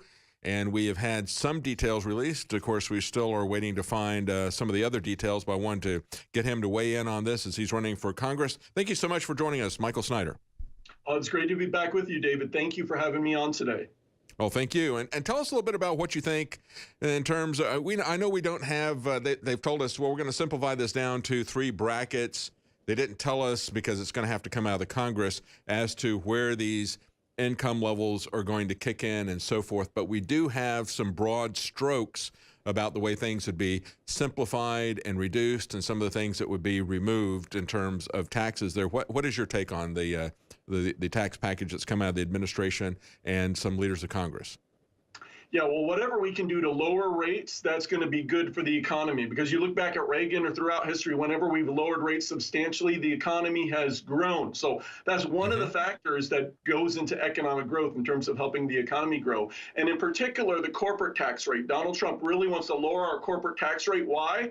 Because, well, right now the United States has one of the highest corporate tax rates in the entire industrialized world. And in fact, in many cases, it's much, much higher. So we need in order to become competitive, we need to lower corporate tax rates. Now, people say, well, should we feel sorry for the corporations? No, but what that's going to do is it's going to encourage companies to come back into the country or stay in the country. That's going to mean more jobs, good jobs for American citizens.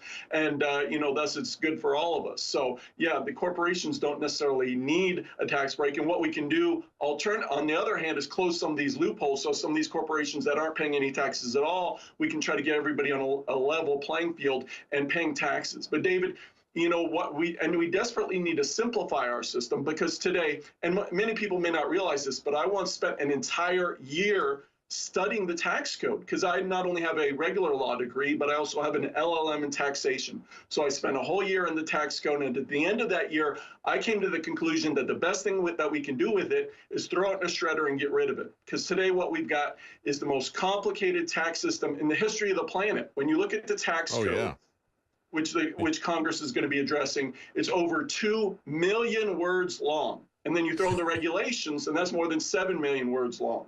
And so about 5 or 6 years ago, Michael, I was covering an event for somebody when I was working some stuff freelance.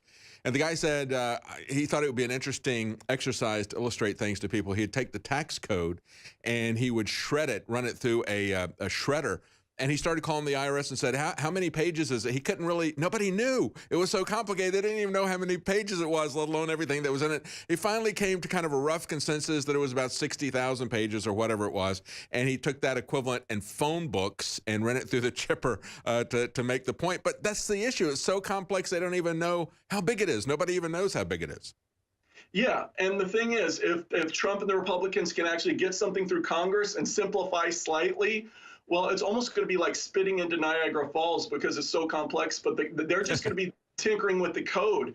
But what a lot of people don't realize is most of our tax law comes from the IRS. It doesn't even go through Congress because Congress has delegated that authority, like with so many other agencies, to the IRS. And so the IRS, by the end of this year, will come up with far more new regulations and additions to the regulations than any simplification they do to the code. So even if we get something through, our taxes will be more complicated by the end of the year, even if this it gets through. So ultimately what we want to do is not just lower rates and try to simplify. We can do that in the short term, but in the long term, we need to get rid of this system entirely. We need to abolish the IRS and the income tax and the Federal Reserve. And you know what, David? People say, well, would that be a disaster? How in the world could we survive? Well, if you go back between 1872 and 1913, we didn't have an income tax, and it was the greatest period of economic growth in all of U.S. history.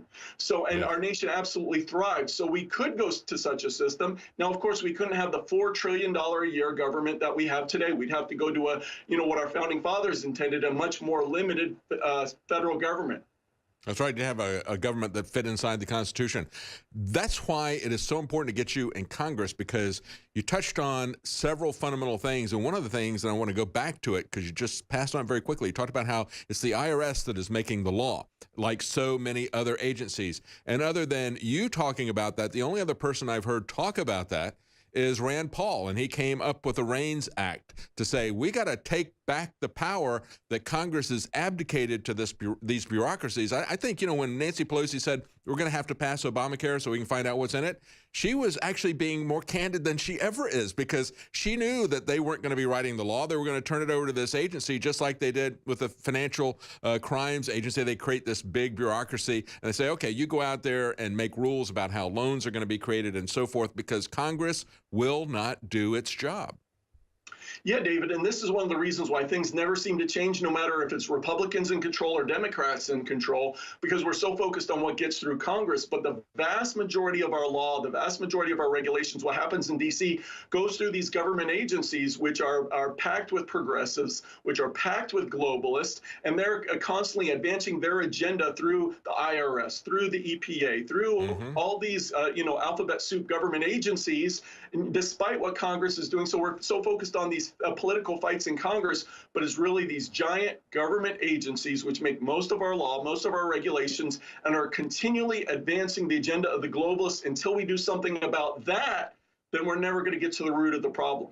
The bureaucracy that is not elected and that never leaves. They stay there between whatever happens politically.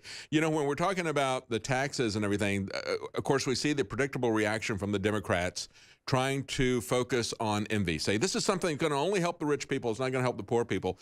But there was a different kind of Democrat once, and that was JFK. It wasn't just the big tax cuts from Reagan, but it was the big tax cuts from JFK. And he said, a rising tide lifts all boats. And we don't see that kind of attitude anymore from the Democrats. When they're talking about this, Michael, they're complaining about the fact that rich people in California and New York are not going to get their state income tax deductions. And that's going to happen because they're simplifying the code. What do you think about that?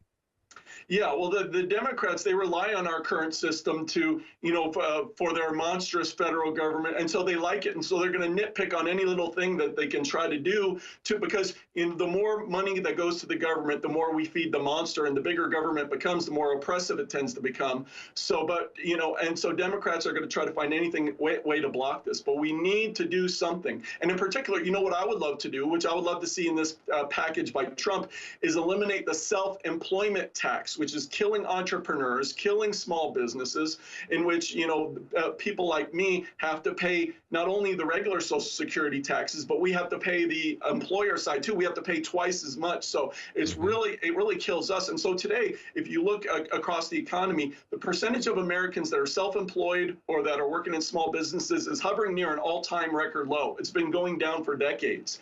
And traditionally, small businesses and entrepreneurs have been the primary engine of job growth in this country. So, and that's where the American dream comes, starting your own business, you know, building something up. So we need to do whatever we can to promote small businesses and entrepreneurs. And so I would love to see this package that gets through Congress eliminate the self-employment tax. And, you know, when you're talking about the small businesses being the creators of jobs, so we know that's true. And we know that the big companies, a good example of it was Apple. They go into Iowa and it's like, okay, I'll put some jobs there, but you give me $1 or $2 million per job that I create there. That doesn't happen with small businesses. They are very efficient. They're the ones who are the engine of job growth. And yet we continue to look at these corporate, you know, here's Apple, a company that's got more money than the federal government does because the federal government is $20 trillion in tax demanding their subsidy. Yeah. And what a lot of people don't focus on is not just the income tax that the federal government gets money from people like Apple or people like us. I once wrote an article where I listed 97 different ways that the government gets money out of us each year. And so they keep inventing new ways to extract revenue from all of us. And some Americans end up paying more than 50% of their incomes in taxes because of all these different ways. It's like death by 1,000 different cuts. So even it absolutely is. Yeah, absolutely is. They put these little taxes on us. They start out very small, and then they build them. And we started out by talking about income taxes. That's a good example. That started out with just a 1% tax on the 1%, and look at where it is now. Thank you so much for joining us. And again, you can find Michael Snyder for Congress.com. We need more people like Michael Snyder in Congress if we're ever going to fix this country. Very important, just like it's important to get people like Judge Roy Moran. That's it for today's broadcast. Alex Jones is up next. I'm David Knight. This was Real News. Thank you, Michael. You found it. It's the Real News with your host, David Knight. What the aging process is when the cell replicates, we lose a little bit of our telomeres. Telomeres are the little cups on the end of our chromosomes. And when it runs out, you start dying. Secure your DNA force today at InfoWarsLife.com.